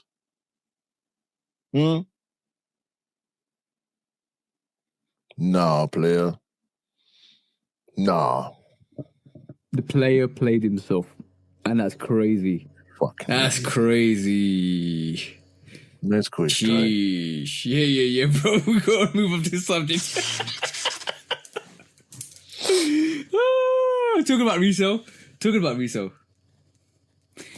All right, this has been random. This week's been random because we thought the Costco Dunks wasn't gonna come out, right? And today on Friday, what happened, bro? The Costco Dunks just shot dropped at Costco at certain locations. No, that's how you do it, really. It was just in stock all of a sudden.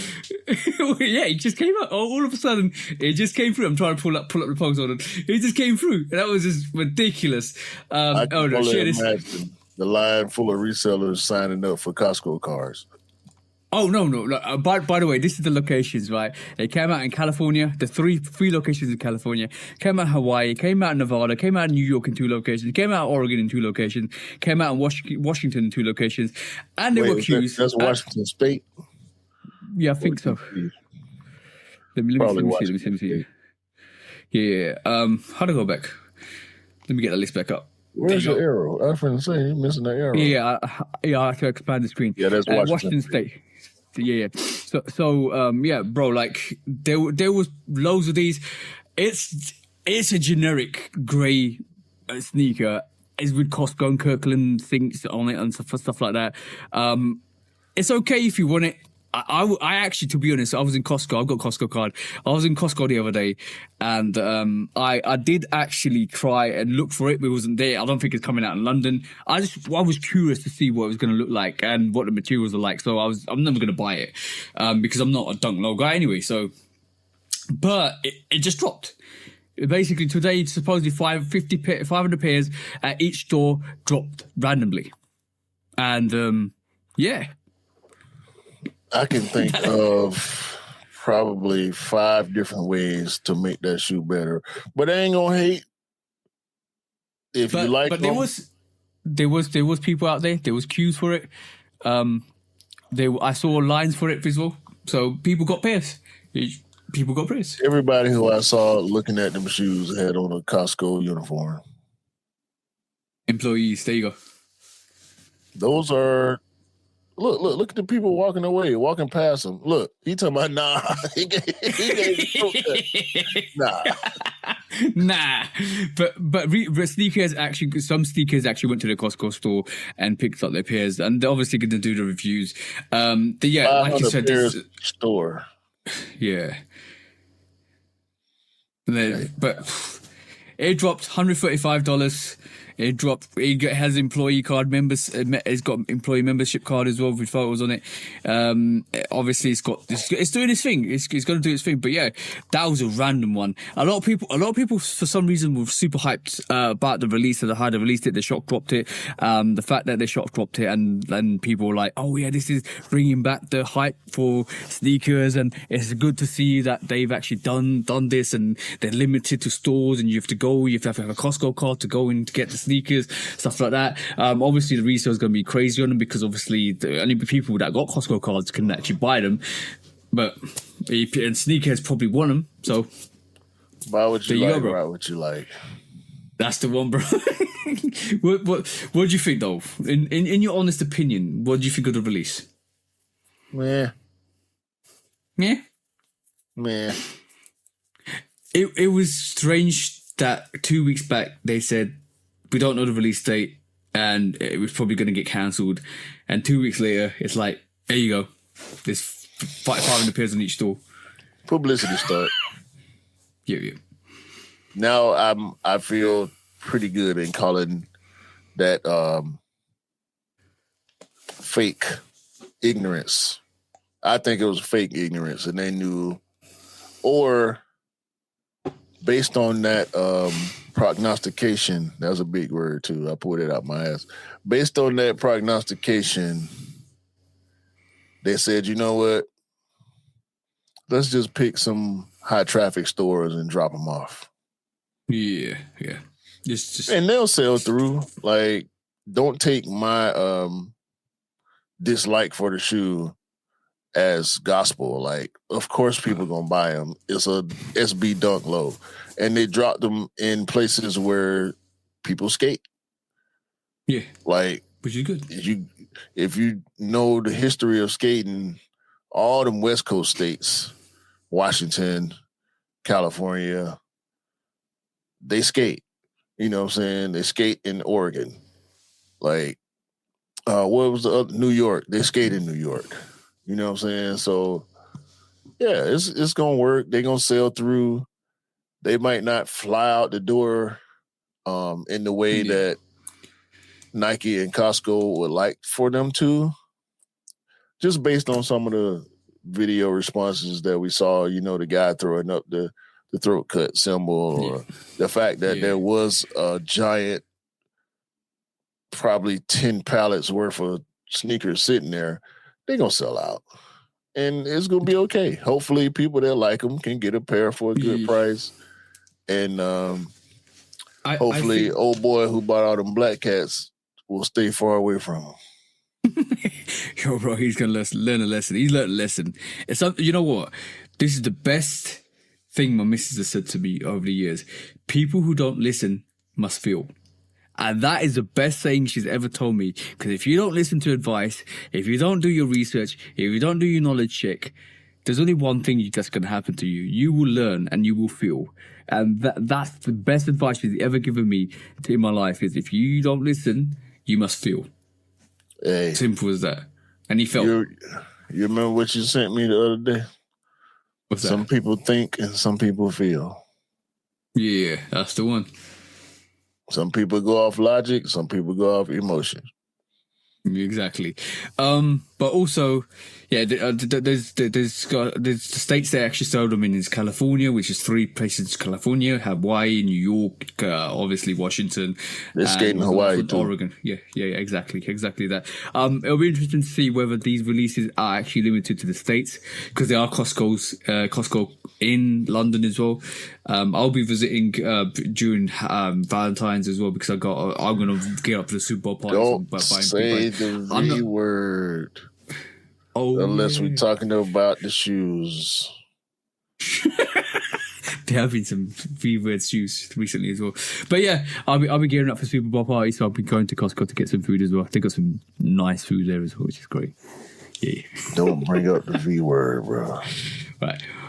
Let's go to the next We'll one. talk about it after. Yeah. Next quick strike. This is gonna be a real quick one and a real easy one. For me. I'll let you say whatever you gotta say. A Ma Maniére Nike V5 runner. $95 GR. Walk in any footwear store and find colorways. Don't get me wrong. It's been a hit for Nike. The Vomero line is a winner for Nike. This V5 runner is an alternate version of the Vomero 5, like a new age version of the Vomero 5. The GR colorways have been good. They have been selling well. I love seeing A Ma Maniére grab this silhouette and do this unique colorway. Minimal A Ma Maniére branding on the colorway. I love the colors on this. The colors are out there, man. I love the colors on this. Light carbon, desert khaki, fig, aviator gray is the colorway. Supposedly dropping sometime in spring 26.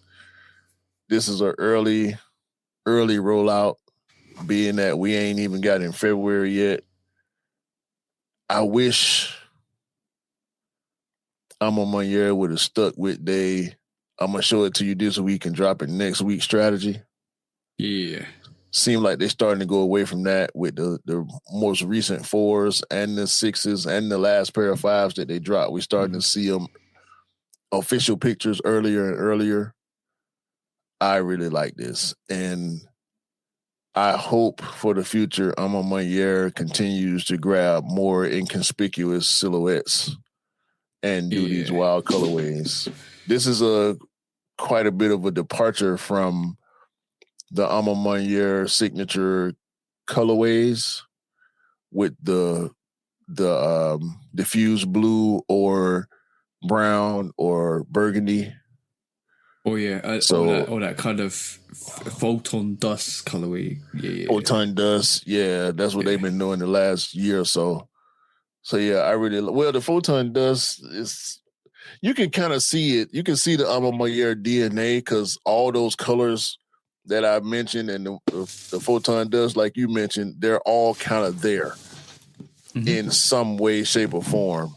But I really, really like this from them. Do you want me to add some more volume onto that? If you care to. This is not the only one. Apparently, there's 7 of them. Huh? Apparently, there's 7 variations of this runner. 7 colorways of A Ma Maniére. That's the rumor. That apparently this is just the first one. So the rollout could be we might see every month leading up to springtime, we might see different colorways. This is the first one. This is the gray variation. $95, which is probably £80, is a crazy low price for that colorway. Some people saying it's doing a lot too much in terms of color. Some people is absolutely gonna love this up because for runners, that's gone. I think A Ma Maniére attaching the name to the V5 runner. This is going to disappear, bro, and that because of the price itself. And if there's 7 variations, of this, they're out of it, bro. Absolutely out of it. Depends on the colorways, but that's what I heard. There's 7 variations of this. If that comes into fruition, we'll see. But that's the rumor at this moment in time. And take that with a pinch of salt because rumors can be misleading. Well, that's the rumor at this moment in time. There's more pairs. This is just the first one. I like that. And let me say this now. This is a direct shot at New Balance and Asics. Thank you. I was thinking it and you just said it. This is how we sync in the podcast. I was literally saying to myself in my brain, $95 for this is stepping on that New Balance and Asics vibe. Oh, yeah. Easily with A Ma Maniére. And you said it. You said it, bro. That's crazy. And you know what's so funny about that? The Whitaker Group does collaborations with New Balance. Mm-hmm. I mean, A Ma Maniére is just one part of it. They got 3 other brands that they use for collaboration. Social Status and A Ma Maniére are the more notable brands, but APB and I can't even remember the name of whatever that last New Balance collab was, but Prosper. And they did an offshoot with New Balance. I can't remember what they called it though. But yeah, I like this. The other crazy thing about this is they could have made this $135 or $150 because it's a collaboration, bro. Collaborations get the high end prices, the better materials, the notoriety, the hype behind it. Nah, we're gonna make it $95. So you know what? It's not gonna hurt your pockets. You know what? You can go and buy it. We can give you a nice little colorway. You can run in it. Could give you the same tech. It might have premium materials in it, but no, we're gonna make it $95. It's to be seen if the material is gonna be good on it, because we know A Ma Maniére, they like to bring the best materials to actually the actual sneakers. But it's $95, bro. That's a step. Well, it's a Mesh Boy special. Mm-hmm. And the most they did to it was add some metallic elements to it. It's all mesh and cotton. So yeah, I want these. I do want these. That's another chess move. And it's all about chess moves today. All about chess moves. Yeah, it looked like a little bit of leather on it. Or that could be plastic. That might be plastic, actually. Could be either or. I can't really tell from these pictures. Here on this. Yeah, it could be leather, it could be plastic. But either way, I want them. The colors on this is crazy. That's the thing. I like them a lot. The colors on this is crazy. This one of them tacky whatever, good, ugly, wear with anything type of shoes. That's your phrase. Good, ugly is your phrase, bro. That's the phrase I was looking for. The army green on the midsole is beautiful, bro. It reminds me of the Bowerman P6000. Mm-hmm. The ones I got. The coconut milk. Yeah. Yeah, I want these. Even if I don't wear them but one time or twice throughout the season, I think I want these. Yeah. I got some. Yeah, you're already thinking. You're rubbing your hand to your thinking. Yeah. But bro, that's only one. If the rumor is true, that's only one. Imagine all the other colorways. Imagine how much different things they could do with all of the 6 of those if there's 7 coming. That's not even worth contemplating. Next quick strike. All right, cool. Bin. Bro. What a bin doing, man? we know we got a bin 6 coming. Apparently, in actual fact, we knew there was a bin 7 coming as well. We know that. And a 5. And a 2. And a 5. Yeah. But the whole bin range is coming back. But now, bro, we find out there's a bin 4 as well. A bin 4 coming as well. I'm trying to pull up the pictures. Hold on. I did not get rid of this. I've not got rid of this. Hold on. 2 seconds. A bin 4, which is a cowboy infused. I'm gonna pull up the bin 3 first. Apparently this is what the mock-up is. I'm just gonna show the mock-up. The color rumor is supposed to be. Let me just remove this and add this. The color rumor is supposed to be a red variation with a cream out. So this is these sneakerheads rumored colorway. Now, bro, the bin 4 is supposed to look similar colorway. Yeah, but it's supposed to look like. Rumored to look like a brown variation, a cowboy infused variation, or a cowboy themed variation. So, and obviously we know there's going to be like maybe 23,000 pairs. It's the colorways inspired by the Wild Wild West, featuring a fauna brown multicolor palette. That's what the actual description is. Obviously we know it's going to have luxury material. It's apparently coming out on Boxing Day. That's the rumor this year. So we're at a whole year out, 10 months or 11 months out on this release, speaking of. And what's your thoughts, bro? Yeehaw. I'm cool. It's going to come with premium materials. All of these bins are premium materials. All of these bins will probably be 23,000 pairs. They're going to be retailing for like 300 plus. Yeah, 300 plus, 355 is the rumor for both of these pairs. Yeah, so premium materials, premium range. What else did you expect from the bin range? Because we know if you knew about the bin range, it's always been a premium. And Cam's got the old 5 bins, just ridiculous, bro. The materials are ridiculous on them. Only ones I'm really interested in are the rumored bin 10s. Mm-hmm. And possible bin 5. I'm cool on everything. Well, maybe a 2. Maybe, depending on what they do with it. It's got to be black, though. If it ain't black, I'm cool. I thought you was going to say if it ain't black, it's just whack. But you're cool. Nah, I ain't going to do that. I ain't going to do that. No. I ain't going to call them whack. I can't call none of the bins whack, even if it's not something that I would rock. Yeah. The bin... Go. I was just going to say the quality on them all justifies...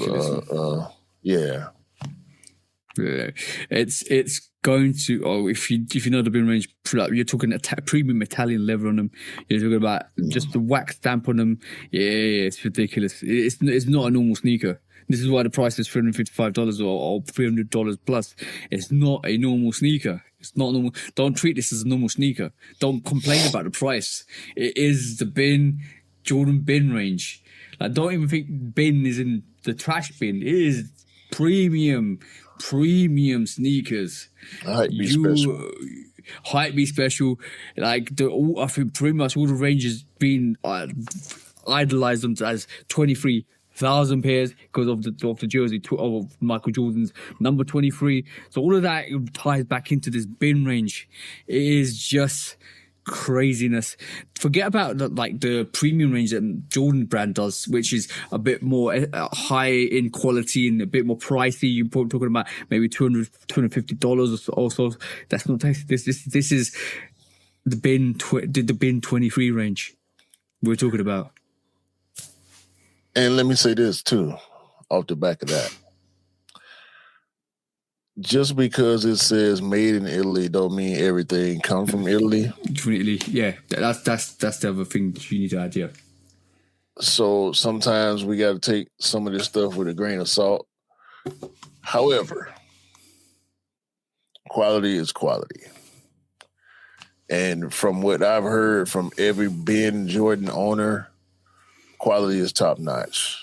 Not just the material quality, but the manufacturing quality, and you ain't finna get it for less than retail. I'm sorry. I don't care what you think of it. I don't care how you feel about the colorway. It's not going to be less than retail. And the only way you can get it for retail is to get it for retail. This is the key word in terms of the signature details, and we know about the red wax stamp, it's signifying high quality craftsmanship. That phrase is the key word that you need to realize why this is an expensive sneaker. This is not you are not going to get any quality issues with this sneaker. Yeah, that part. Yeah, I mean, you better off going and try to rip the leather off a cow yourself. Yeah, and try to make it. Yeah, this ain't no luxury brand collab. This ain't none of that. It's just the material quality is higher, the production quality is higher, the retail amount is limited. Like anything you can think of to justify the price, if you're a sneakerhead, if you're a hype beast, it's there. Look, this is how they will inspect normal sneakers. This is how they inspect the bin 23. They'll get the magnifying glass out and inspect every single corner. Why have you got tissue paper? Every because you'll be wiping your nose. You inspect every single aspect of that sneaker. Every single stitch is going to be under surveillance. They're gonna wipe your nose on your shoes. I'm talking about the street term wipe their nose. Yeah. Jordan Brand and Nike are going to wipe their nose on these sneakers, meaning they're gonna kill these. So if you're looking to get them, go for what you know. It's gonna always be difficult to get a bin, but I'm just glad the bin series is back. We've been looking for it. We've been asking for it. Restoring the feeling, man. They're restoring the feeling. I think Cam got his bin. He managed to get 2 bin 5s over the last couple of years.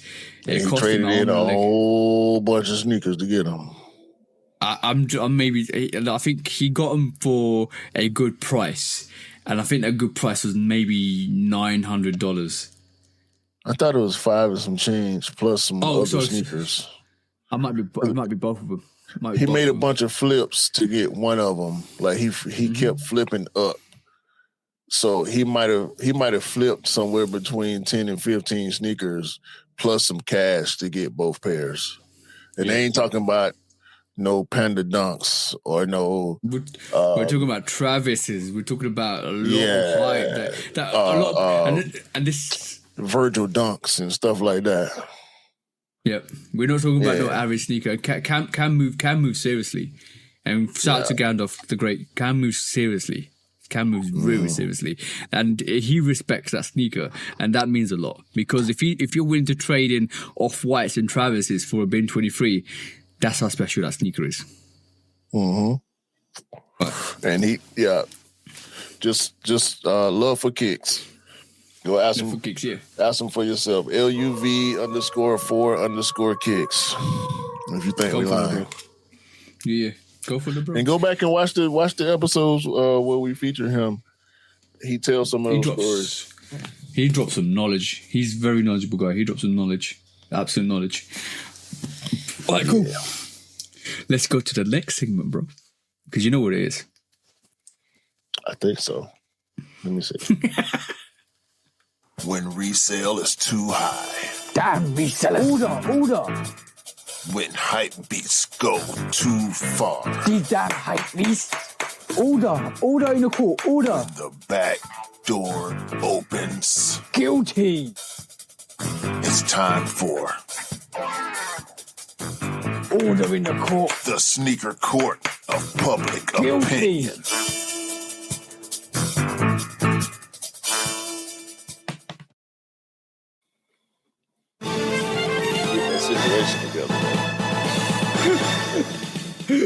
Guilty, or maybe not guilty, but drama for sure this week because I was gonna say with me, I will start again. Right, Guilty, but this is a sneaker court of public. I'm on drug it. A sneaker court of public opinion with me, judge, public opinion, and execution. I lost my thoughts because I actually went straight to the subject. Apologies for that. But that's the first time you ever see me start like that. But no, it's not. Yeah, probably not. But I always get sneaker court a bit messed up. But it's drama. It's drama this week. I'm actually looking at you trying to get your schema. I can barely put it on, bro. I'm sick, dog. Like I don't want to. I understand that one. I understand that one. Like, when I picked it up, it was already out of whack. Like, too much. We disorganized. This is what you get for recording live segments, man. This segment, this is a bit disorganized this week, but it's drama this week because the owner of Blitz is suing the LAPD and Nike for a substantial amount because he said that the LAPD raided his store and took sneakers illegally and all sneakers that weren't a part of the actual raid. And do you want to dive into it a bit more, bro? Yeah, no, everything was a part of the raid. They took everything, bro. He pretty much saying, y'all took my stolen sneakers and my non-stolen sneakers. Yeah. So basically, the situation was, he got raided in I think 2024. Or was it? Yeah, he got raided in 2024. Project Blitz got. Yeah, we took him to court too because we've said like you got stolen sneakers, but it comes to fruition that the person that sold the sneakers or who was suspected to sell the sneakers to Project Blitz was the reason why they raided the store, and they took sneakers that were part of the actual raid plus sneakers that were samples that were like vintage sneakers or sneakers that actually didn't belong in the raid and were like one-of-ones and stuff like that away with them. They got returned, but they got returned damaged or worse than they were when they were taken. Obviously, due to the age, due to how old they were, due to the handling of them, they obviously got damaged in transit or damaged while inspecting. That all came out, and now the owner of Project Blitz, Andre, the Justina, is basically now taking Nike and the LAPD to court for, first of all, raids, illegal possession, illegally taking some of the stuff apparently, and obviously the business has been hit because of the raids, and now he's suing Nike and then the LAPD. What's your thoughts, bro? He's suing them because they took his stolen sneakers and the non-stolen sneakers. So they took $5 million worth of stolen Nike sneakers, clothing, accessories, and more in that raid in 2024. It was more than just Nike. It was all type of high fashion stuff, bags and belts and pants and all type of shit he had in there. The fact of the matter is, they took everything because some of the shit was stolen. Mm-hmm. Don't buy stolen shit, and you'll be okay. This is why you need to vet the people you buy stuff from. This is why it's important that you actually realize where the product comes from. Because you know what's been happening in LA recently, and especially in LA, all the stores that have been hijacked. We saw the car raid recently where somebody's driven a car into the Syndicate store, resale store, and then Supreme got hit too. Supreme got hit. We've seen train. Like you can't make this out. It's like Breaking Bad. Trains got robbed. All of that stuff. Not even in LA. Some of the other states got robbed. Memphis as well. So with that, you need to be really careful where you're buying your product from, who you're buying it from, because like we said, not all money is good money. Right, we've always said that you need to vet who you buy from, and unfortunately, being in the resale market, you're buying from a consumer that walks through your door. You don't know where those sneakers came from. It's like if it was jewelry. Like imagine we saw one of the museums got robbed recently, and imagine if somebody came to a pawn shop and actually gave them like the crown jewels. You're not taking that because you're gonna vet. You're gonna, where did you get these from? You're gonna pick up the phone and call the police. So it's harder to do it with sneakers, And being a resale shop, you're going to get targeted because it's easy money for somebody to take somebody else's sneakers and give them to you. Now you've got hot property on your hands. That's the problem. How do you vet that? I don't know. Do you take names, addresses? Do you do a background check? Do you do a legal check of if they got any criminal records or if they got any records of theft? That's something maybe you need to put in place. Maybe. I don't know, but going to a convention and taking all the sneakers, or getting a consumer to come into your store and taking their sneakers, there's a high risk of being number one, fake, if you don't know what you're doing, stolen, all of that stuff comes into it. That's a business that you got yourself into. And the problem is, the LAPD saw a criminal go into your store and sell you goods and merchandises, and Nike and the LAPD, and I think, to be honest, Nike actually inspected it. The LAPD raided your store and took everything because they can't trust what you bought is legit or not. Unfortunately, some of those pairs were one-of-ones, were samples, were heritage sneakers, were sneakers that people have worn, Michael Jordan had worn, and other athletes had worn. Unfortunately, they got damaged. But that's the consequences that happens when you do business, especially business with criminals. You need to do better background checks. Now, Nike and Jordan and the LAPD are going to turn around and say, we raided the store rightfully and we wanted to inspect all the stock to see what was stolen or not. That's within their rights to do, because they don't know who you bought it from, where you bought it from, and where it came from. And unfortunately, some of those pairs were old, some of those pairs were limited, some of those pairs were athlete worn, and over the years, they degrade. That's the consequences of doing business, unfortunately. And what you should have had is insurance to cover yourself. If you didn't, then that's your fault. You can't sue the authorities for doing the job that they needed to do. Your thoughts, bro?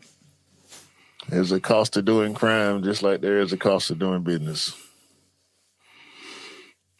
And unfortunately, let's see how this drama unfolds. There's no guilty or guilty verdict on this. Let's see how this unfolds. But you want to give the judgment? I'll press the button. You give the judgment, bro.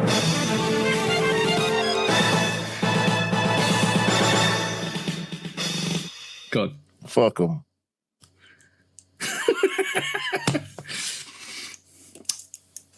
Unfortunately, a lot of sneakerheads out there want Project Blitz to come back. And unfortunately, they say it's a massive dent in the culture. I don't know, because of who they serve, the celebrities, the content that they produce. I don't know. It's a conflicting one. And to be honest, a lot of sneakerheads out there are on Project Blitz's side. I'm gonna say this. We're still talking. I'm gonna say this. Yeah, I'm gonna just say this quickly. You can't knock the authorities and the retailer that manufactures a sneaker to be suspect and actually want to see the product that you've got and you're holding to be legit or not. Unfortunately, that's always going to be the case. And what Q said is, when you do business and you do criminal business, that's the consequences. That's what I was going to say. It will say the Kicks out too, huh? Yo. These the same people, right? These the same people who chose Shoe Surgeon or 2J's, right? Yeah. What the fuck does a reseller have to do with culture? Oh, these are the same people that promote StockX as well. When resale is too high. Damn resellers. Order. When hype beats go too far. These damn hype beasts. Order in the court. Order. The back door opens. Guilty. It's time for Order in the court. the sneaker court of public Guilty. opinion.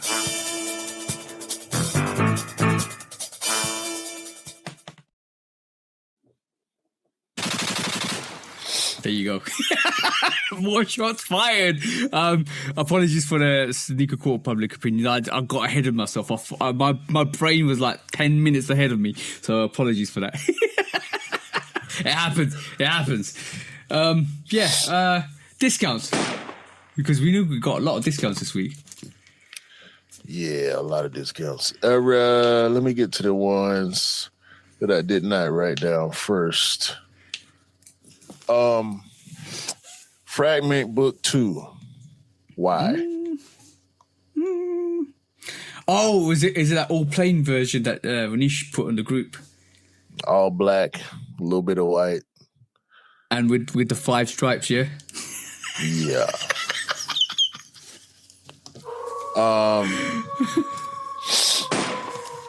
Nate Robinson has EQLZ or equals 247 NXT PE, inspired by his high school colorway.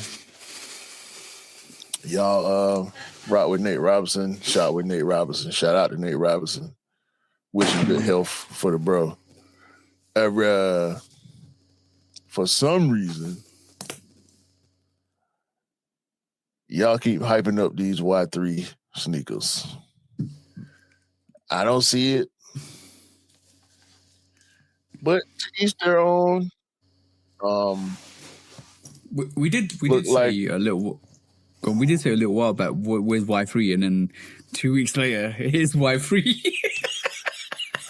I'm not rocking with none of this stuff they're doing. The stuff they rolled out at that fashion show. Yeah, Fashion Week. Yeah. So I'm cool. Jaden Smith has a Louboutin collection.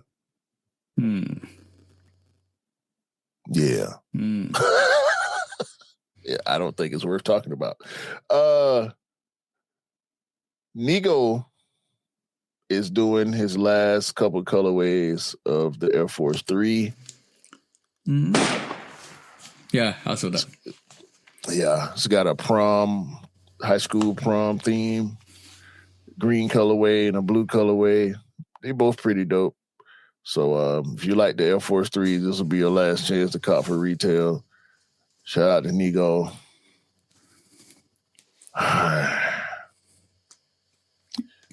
A lot of people getting off TikTok. Oh, yeah. I saw it. In the U.S., the U.S. government is doing a bunch of bullshit with TikTok. It's part of the reason why I never invested too much time or energy into TikTok. I say they done lost 150% the past 5 days. 6 days now. So, Do you reckon the downfall? This is the downfall of TikTok. 100%. This is what happens when you go against the people. The company fails. Carlos Alcaraz, professional tennis player, played in the Gamma 11s. Ooh. Tennis court, basketball court. Sweatbox. Was it a sweatbox? Did he have sweatbox feet? I don't know. Probably so.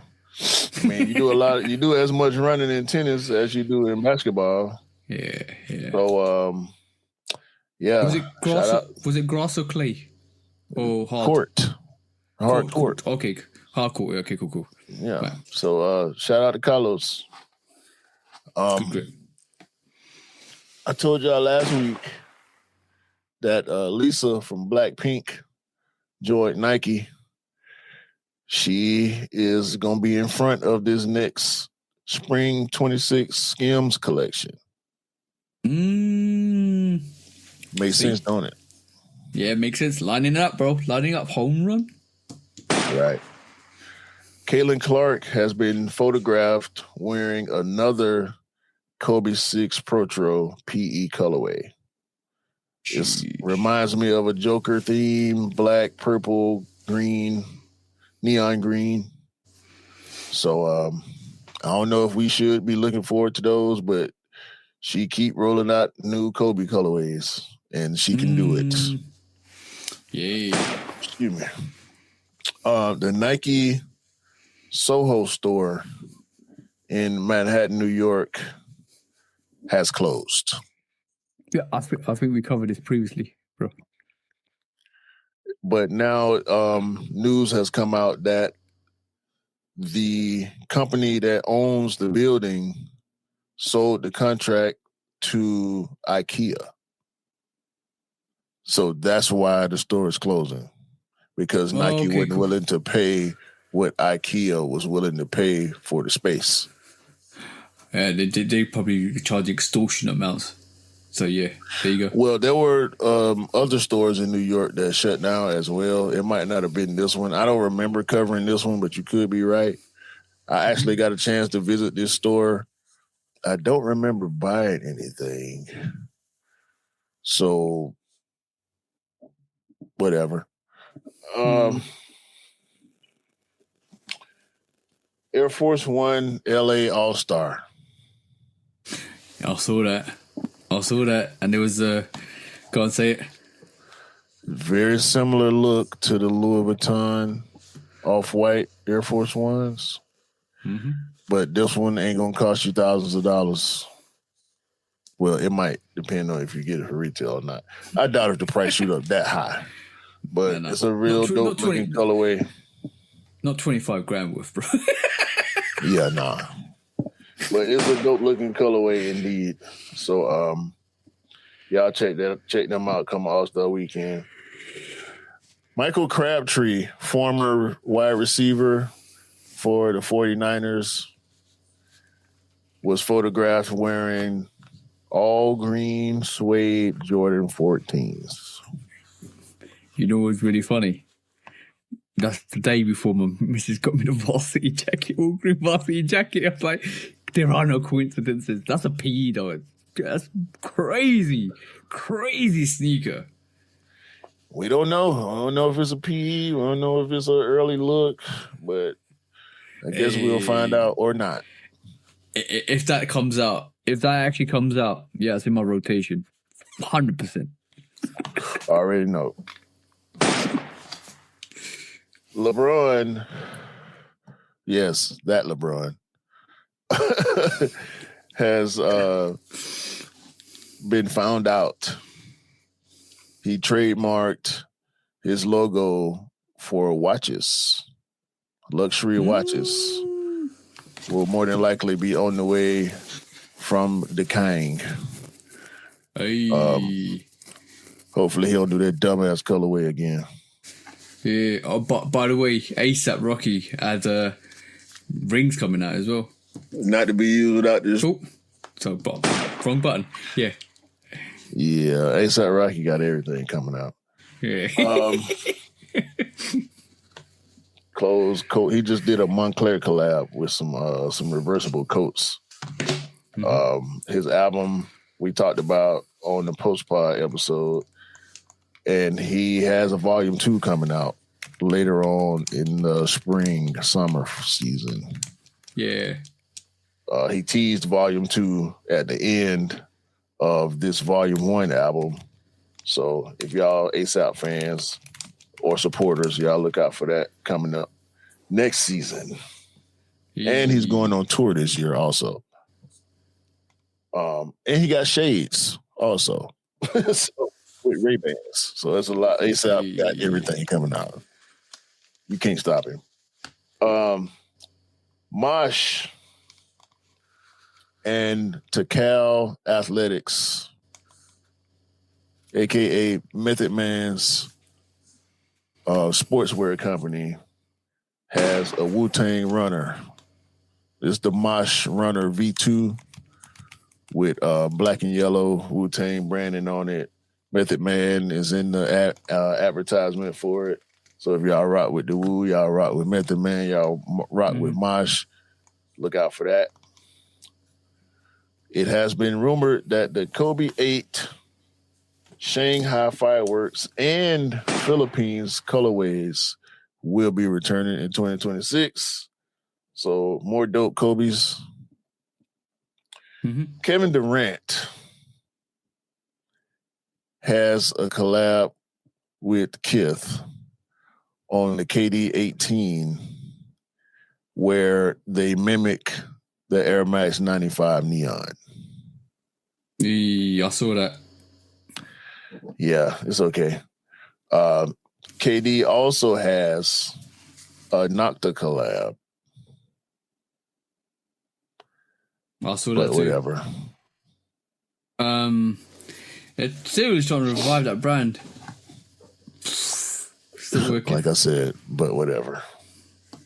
But they hang around with each other, so whatever.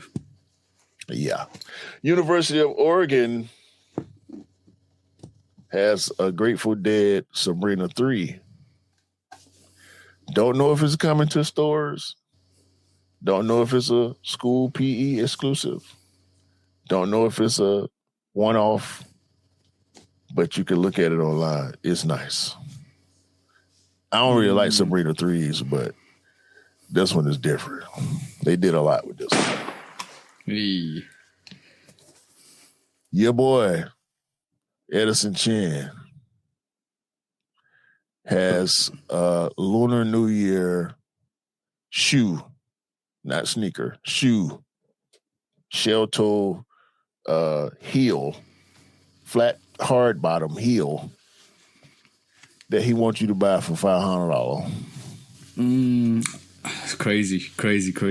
I saw the cow patch was yeah, cow print on it. Like, bro, what? Yeah, he's got merch to go with it as well.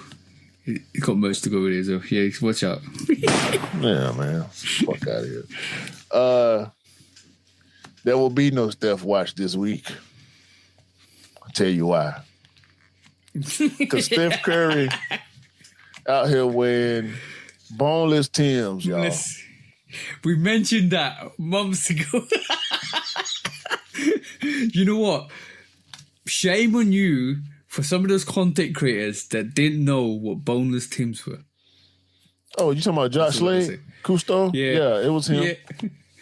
That lets you know he got his head in his own hole, bro. He ain't locked into the culture like that. But it's okay. Cousteau, he be out there playing golf and reviewing mostly basketball stuff. And he can remember when he mispronounced A Ma Maniére so bad. It's probably the worst mispronunciation of A Ma Maniére after A Ma Maniére had already been hyped up. So that plus this let me know that he don't really pay as much attention as you might think someone of his stature in the culture does. So shame on him, maybe. Do I really care? Nah. That's kind of why I stopped watching some of his content, because he just didn't seem so locked in to me. Yeah. I ain't gonna say genuine. I think he's a genuine guy. He cares about what he cares about, same way everybody else do. So yeah, true. Yeah, Steph out here wearing boneless Timbs. Shame on Steph.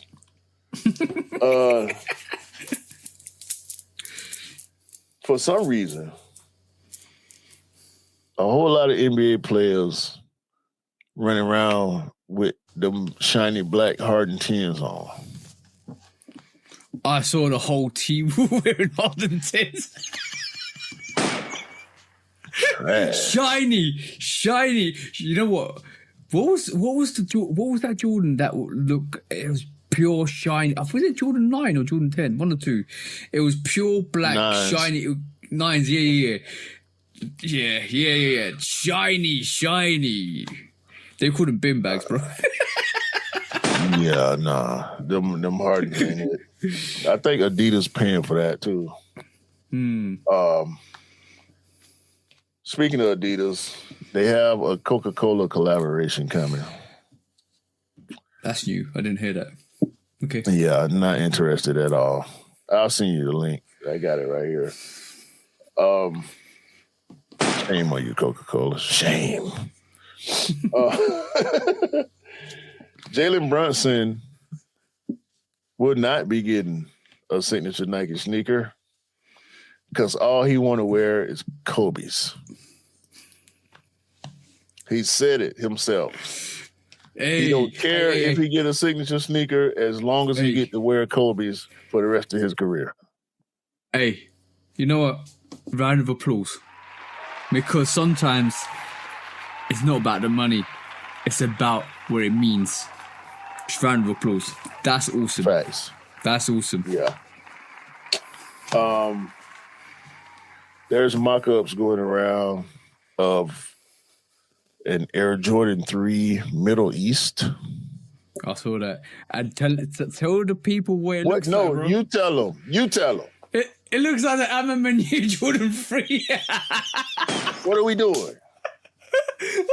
It's not going to be that color. It's, you know what? Okay, when you associate the Middle East, what you associate with? Desert, sand, that colorway. Come on now.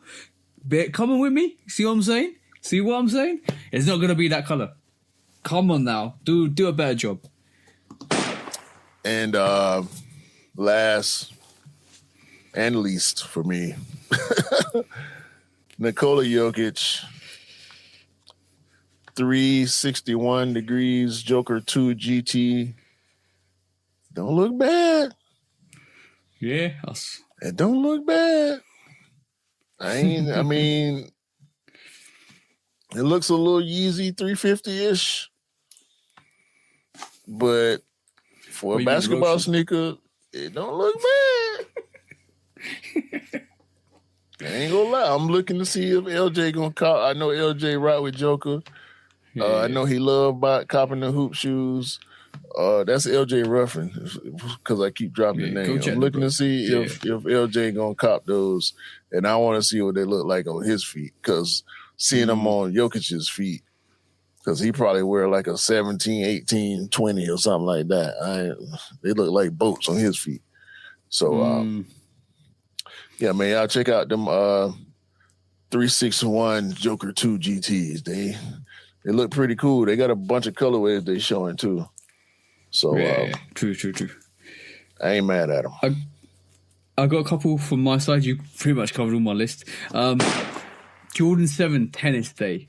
I want to see what that looks like. Yeah.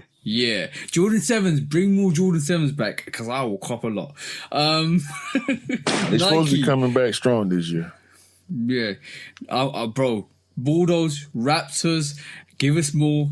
I'll be happy. That Tennis Day, I need to see what it looks like. I don't want to know what the mock-up looks like. If it's got anything to do with Andre Agassi and anything to do with that, yeah, bring it. Just bring it. Nike cut 735 jobs because they wanted to automate the process within the AI shit the again. production. No, the production line. AI robots. Okay, cool. Yeah, in Mississippi and Tennessee, so that's happening. Jordan Brand are adding hairbands to basketball sneakers. I think it's for the women's. The Air 2. Yeah. So that's quite interesting. Travis Scott, Tropical Pink and Shy Pink may be releasing in May 22nd, 2026. So watch out for that. If you haven't seen the Mind 001 collection, they're going to drop on your top. That is crazy. Like the colorways, the green colorway, the black colorway with the orange. Yeah, it's crazy. There's more coming. If you just be patient, the Mind 001 February the 5th. For the black ones in the US. Yeah, it's going to go. Those black ones they're disappearing. It's going to be a myth. Yeah, they are. I want a pair, but they're out of here. Undefeated Timberland Field Boot GTX. Watch out for that. I think I got two more. Actually got three. Air Force One SB. We've seen some pictures. Go and check that out. And two more. The Jordan 5 Iced Carmine is releasing in April 23. It's more like a soft pink, in my opinion, but check that out. And last but not least, this is the most controversial thing that's happened this week. Kai Cenat's Vivette line is ripping off. Some people apparently are claiming it's ripping off Thug Club, a Japanese brand. So watch out for that. They are a very big Japanese brand, and if you ever look at the symbology for Kai Cenat's brand, if you ever look at the logos for Thug Club, you realize they're pretty similar. So yeah, there might be some situation going forwards. So watch out for that. That was it, bro. Another lots of shots fired. 2.5 hours. We need to shoot on that the starting segment, bro. Here's what it is today. It is what it is. It's a good segment. It's a good segment. I like it. I like breaking it down with you early on. But that was a show, bro, pretty much. Do you want to call it? Of course. Appreciate everybody for tuning in, watching, listening, commenting, checking out the reels and the shorts and the whatever's that's out there. Shoot Dog Podcast. For my bro TJ and myself, want y'all to have a great day, great week, great month, great year. And continue to buy what you like and rock what you like. And don't believe the hype because the hype ain't real. And remember, sneakers don't make you cool. You make the sneakers cool. Remember that. Mm-hmm. And read, educate, and know. That's the most important thing. Knowledge is power. Don't get caught like the dumbass resellers out there. That's facts. And that's simple as that. Yeah, what he said. On that. Peace out, guys. Peace.